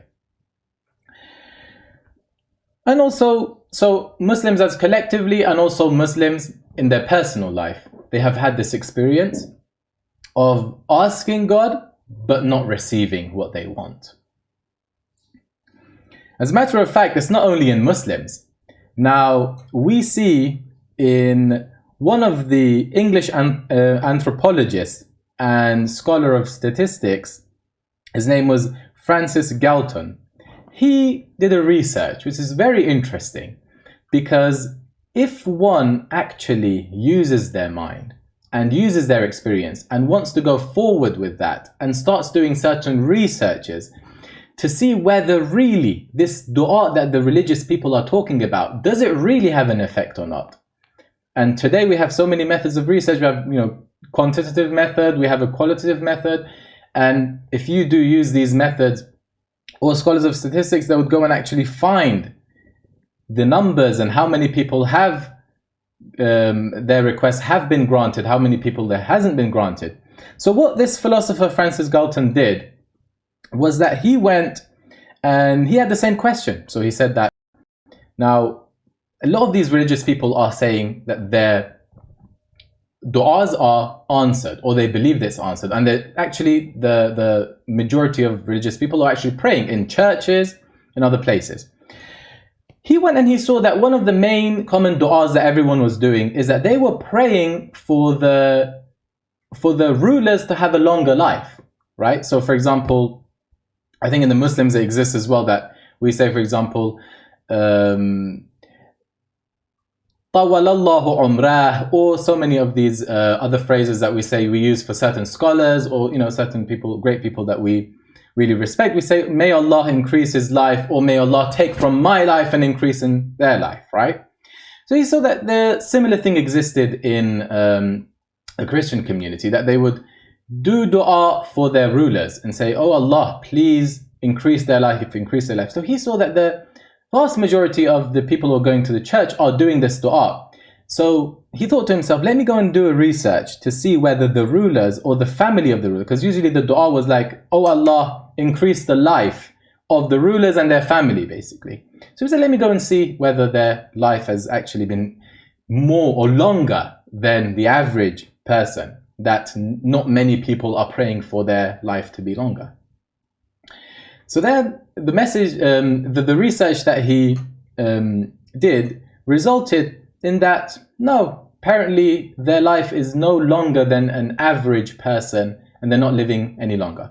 So he thought maybe it's not sincere because the people are doing it for others and not for themselves. Because if a person is doing dua for others, they might not be that much, concerned with it. Or, they say, okay, may Allah give that to them. It's like, for example, when we see each other and after a gathering, we're leaving, we say, okay, in Farsi, we say, Khuda Hafiz, right? Or in Urdu or in your languages, perhaps something similar. Khuda Hafiz means may Allah protect you. But this dua is literally, does anyone think of it as like dua, like Khuda Hafiz, may Allah protect you to someone? Do we do this to them, or we just go like Khuda Hafiz, And it's just something that we all do as a common practice, but we don't really think about it. So he thought maybe it's just a common practice, they're not thinking about it, so it's not very sincere. So he said, but people would actually pray for themselves sincerely, right? And he said, let me go to the people who are actually closest to God, or believed to be the closest to God. And who are they? They are the priests. So let me see if the priests, when they do dua, at least for themselves, so if they would say, oh Allah, prolong my life so that I can be in service. So let me go and see if priests actually live longer than normal people. So he did the research, and the result was that no, apparently priests don't live any longer than normal people, right? So they're doing the dua for themselves, but they don't live any longer. And then he thought to himself, and he said, okay, let me actually go, because apparently at that time, these insurance companies had just kind of started. And so he said, let me go and see if these insurance policies, because companies, they work with money, right? So they care about money and every single penny. So he thought, let me go and actually see if they have any laws or any regulations specifically for priests, because they don't want to lose money. If these priests live so long, right, and longer than average, then they would perhaps have some data on it. And then he went and he researched this, and he saw, no, apparently insurance companies don't see any difference between priests and normal people in the length that they live. So why did I say this story? To say that if we come and make a claim, yes, do dua and your dua would be answered. Then as long as no one does a research, we're good to go. And someone comes to me and says, I did dua, but it wasn't answered, then I'm like, no, maybe there's something wrong with you, and just kind of justify it and move on, and that's it. And basically it's one of those non-falsifiable claims until someone comes and actually does a research and says, no, actually these du'as are not working. Then the question becomes more serious. Then why do we do dua if it's not working? Or if in the majority of the times are not working? People individually, they knew it doesn't work, or they knew it doesn't work in most cases. But then conveying a research, and sometimes people will become so critical towards themselves and say, no, it was my fault perhaps, right? But maybe for others it's working. But then if someone comes and does a research and sees that for everyone else it's the same, then now we have to bring a justification for why we are doing dua. So this is where the problem lays. I hope I've been able to explain it clearly. Now, I'm not very conscious of the time because I believe we have 4 lectures, and I'm not aiming to reach a conclusion in the first one. I'm hopefully going to put the 4 together, and by the end of the 4th one, we would be able to have a good understanding of dua. So if someone is only watching number 1, please do not expect to reach a conclusion only with number 1. And also, please do not think that we do believe in everything that we're saying right now. I'm just mentioning the questions right now. And hopefully, when it gets to the time, I will hopefully open it up and discuss it further in detail. So this is the issue, this is the problem. Many people come and ask, why do I not feel like doing dua? Why am I demotivated? And I think it's a valid question. The first step for us to reach a right understanding is to actually acknowledge the questions that come to our mind and not dismiss them. I think it's a valid question. Why do I do dua? Why should I? Does it really change anything in this world? Right? And basically, the moment we start asking this question, this important question, I think it's the start of the journey of understanding and further research and further pondering, inshallah.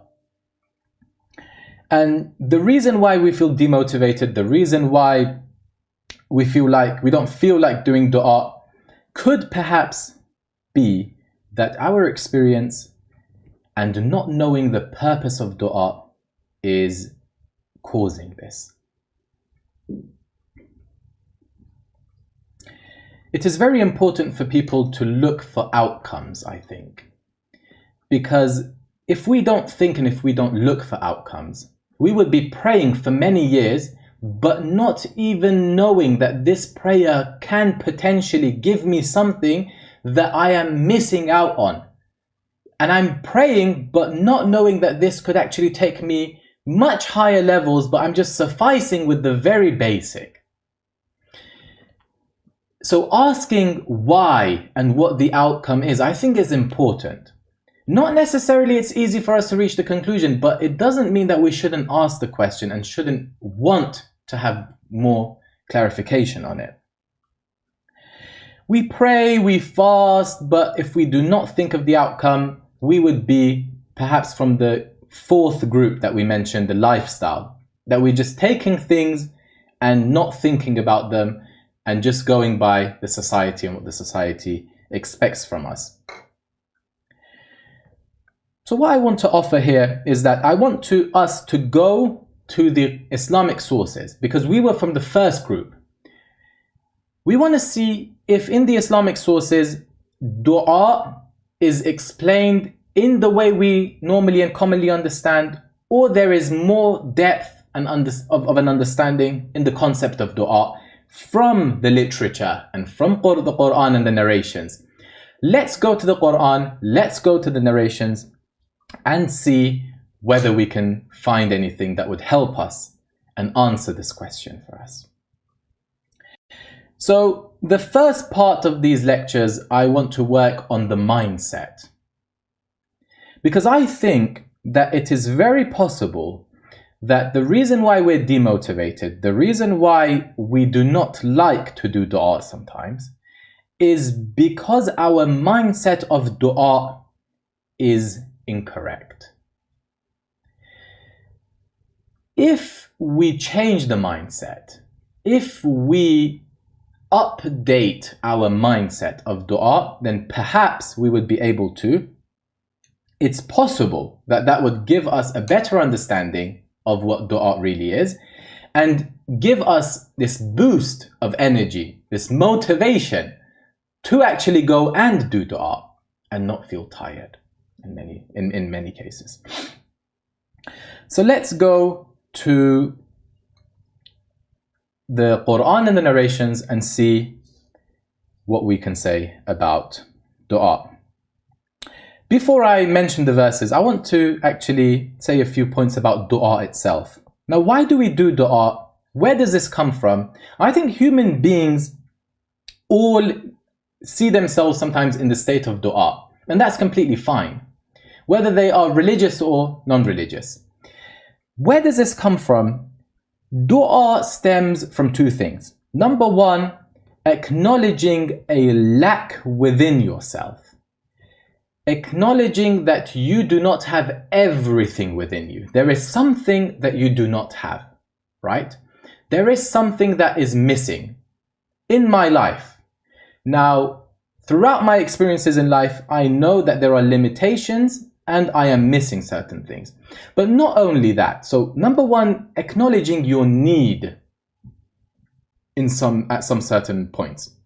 What's the second one? The second one is that you have a knowledge that there exists certain realities, certain goods out there that would benefit you if you receive them. Because if you only feel lack and there is nothing out there that could possibly help, then the motivation for dua is not there. But why would someone do dua? Because number one, they feel a need, and number two, they see these beauties, these realities, these good that are out there, and they are more than what we possess within ourselves. This is why we do dua. And du'as are divided into two. We have two types of du'as. The first type of dua is the dua that sometimes we do and it goes against the laws of this universe, right? Sometimes we sit down and we say, oh God, I wish there was no illness in this. Oh dua, basically, I pray to you that illness ceases from existence in this world, right? These are things that go against the nature of this world, and they go against the laws that God himself has put in this world, right? So these are the first group of du'as. Sometimes, some people, because of personal reason, I'm going to discuss this. And one of the things that I'm going to inshallah discuss is that we need to change our perspectives in our du'as as well. Because if we are egoistic people, and if we only look at ourselves, then our relationship with the universe would be defined on my benefit and my harm from this universe. And then my du'as would be, like, for example, if my house is, let's say, full of cockroaches, then my dua would be, God, I want no cockroaches to exist. But why is that the case? It's because I'm looking at it from my own perspective, from my very limited egoistic perspective, that because it's harming me, or because I don't know how to deal with it, then it shouldn't exist in this universe.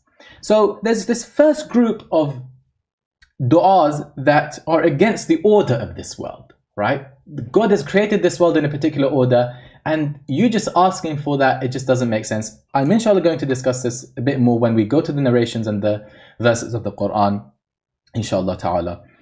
There is a second group of second group of du'as which are in peace with the universe, right? It is according to the laws of the universe, and it's possible for it to happen. Nothing's going to go wrong, right, if we ask for it.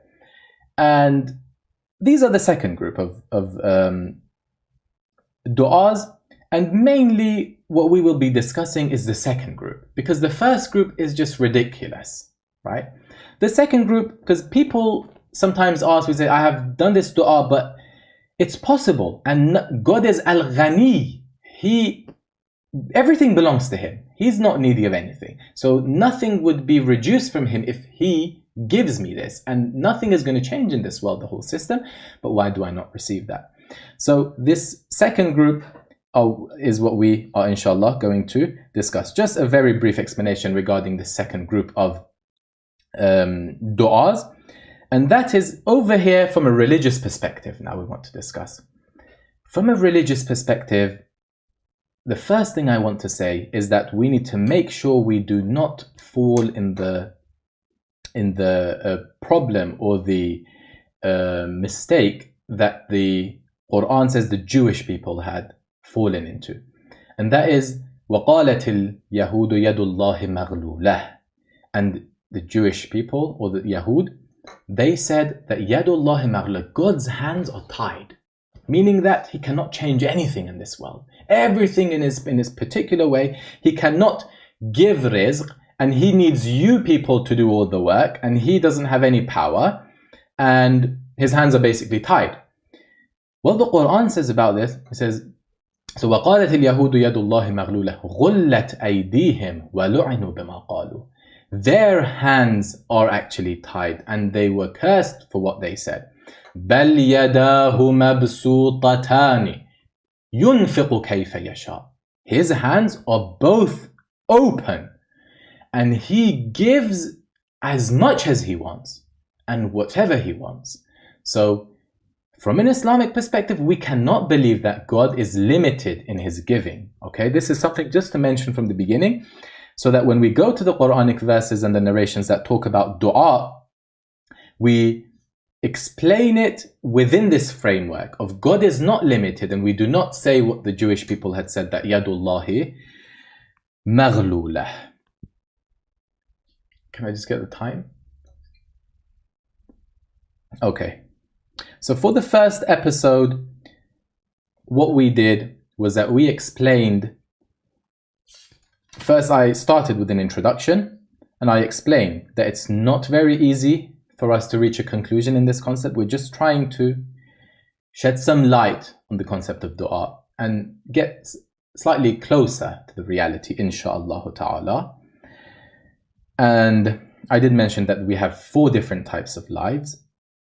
And the first one was the religious life. The second one was the life of a Gnostic and a mystic person. And the third one was the life of a philosopher. And the fourth one was the life of the person who just doesn't think. And we said we're going to start with the first one because that's the vast majority of us. And we discussed where the problem lays and how the Muslims see dua and what the problem here is. I hope I've explained that clearly. And now we're going and moving on to the answer, which is going to be in the Quranic verses and the narrations, insha'Allah. So in episode 2, I will be discussing those Quranic verses and narrations. And insha'Allah, at the end of this lecture, I will be giving a 2-3 minutes Roza Khani, insha'Allah, for Imam Ali alayhi salam and the anniversary of his martyrdom. Wassalamu alaikum wa rahmatullahi wa barakatuh. Allahumma salli ala Muhammadin wa ali Muhammad. Assalamu alaikum ya أهل بيت النبوة وموضع الرسالة ومختلف الملائكة ومهبط الوحي ومعدنا الرحمة وخزان العلم ومنتهى الحلم. May Allah's peace and blessings be upon you.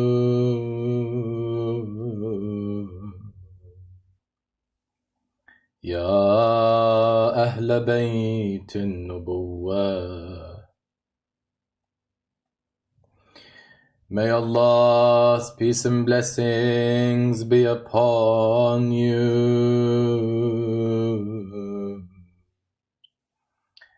It was in your homes that Allah subhanahu wa ta'ala blessed us with guidance and revelation. في بيوت أذن الله أن ترفع ويذكر فيها اسمه. السلام عليك يا أمير المؤمنين. These nights are the nights of the martyrdom of Imam Ali alayhi salam. After Imam Hassan recited his prayers at the masjid, they took Imam Ali alayhi salam home. It is narrated that on the way, Imam Ali could not hold his balance and he would fall to one side or the other. The companions, it is said, they heard the voice that said, تهدمت والله أركان الهدى. تهدمت والله أركان الهدى. قتل علي المرتضى. قتل علي المرتضى. It is said everyone rushed to the masjid, just like the day that the Prophet passed away. Everyone in the city was rushing towards the masjid. Meanwhile, Imam Hassan, it is said that he was crying. Imam Hassan alayhi salam cried to the extent that his eyes was injured. When Imam Hussein went to Imam Ali alayhi salam, Imam Ali gave them hope, tried to give them patience. Imam Ali said to them, don't worry, be patient. They took Imam Ali and put him on a bed for him to rest. Suddenly, the doors opened, and the daughters of Imam Ali arrived. They all went to Imam Ali and started crying. Imam Ali was the one who gave Imam Hassan and Imam Hussein, who told them to not worry. But when Zainab came to Imam Ali, it is narrated that the Imam couldn't control himself and he lost his patience and started crying with Sayyid Zainab. We say to Imam Ali, "Oh Ali, you couldn't see Zainab cry in front of you. Where were you on the day of Ashura? Where were you when Zainab was witnessing all that was done to your son Imam al-Hussein? Where were you to see what happened on that day? ألا لعنة الله على القوم الظالمين وسيعلم الذين ظلموا أي منقلب ينقلبون والعاقبة للمتقين والحمد لله رب العالمين.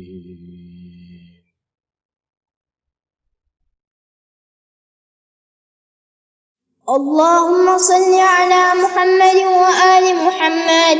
بسم الله الرحمن الرحيم. أمن يجيب المضطر إذا دعاه ويكشف السوء. أمن يجيب المضطر إذا دعاه ويكشف السوء. أمن يجيب المضطر إذا دعاه ويكشف السوء. أمن يجيب المضطر إذا دعاه ويكشف السوء. أمن يجيب المضطر إذا دعاه ويكشف السوء. اللهم صل على محمد وآل محمد. بسم الله الرحمن الرحيم. اللهم كن لوليك الحجة بن حسن صلواتك عليه وعلى آبائه في هذه الساعة وفي كل ساعة وليا وحافظا وقائدا وناصرا ودليلا وعينا حتى تسكنه أرضك طوعا وتمتعه فيها طويلا برحمتك يا أرحم الراحمين. السلام عليك يا رسول الله. السلام عليك يا نبي الله. السلام عليك يا فاطمة الزهراء. السلام عليك يا خديجة الكبرى. السلام عليك يا حسن المجتبى.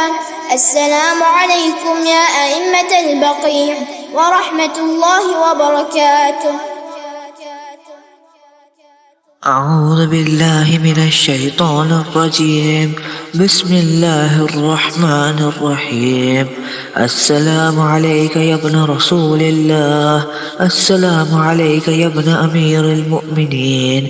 السلام عليك يا ابن الصديقة الطاهرة فاطمة سيدة نساء العالمين. السلام عليك يا مولاي يا أبا عبد الله ورحمة الله وبركاته. أشهد أنك قد أقمت الصلاة وآتيت الزكاة وأمرت بالمعروف ونهيت عن المنكر وتلوت الكتاب حق تلاوته وجاهدت في الله حق جهاده وصبرت على الأذى في جنبه محتسبا حتى أتاك اليقين.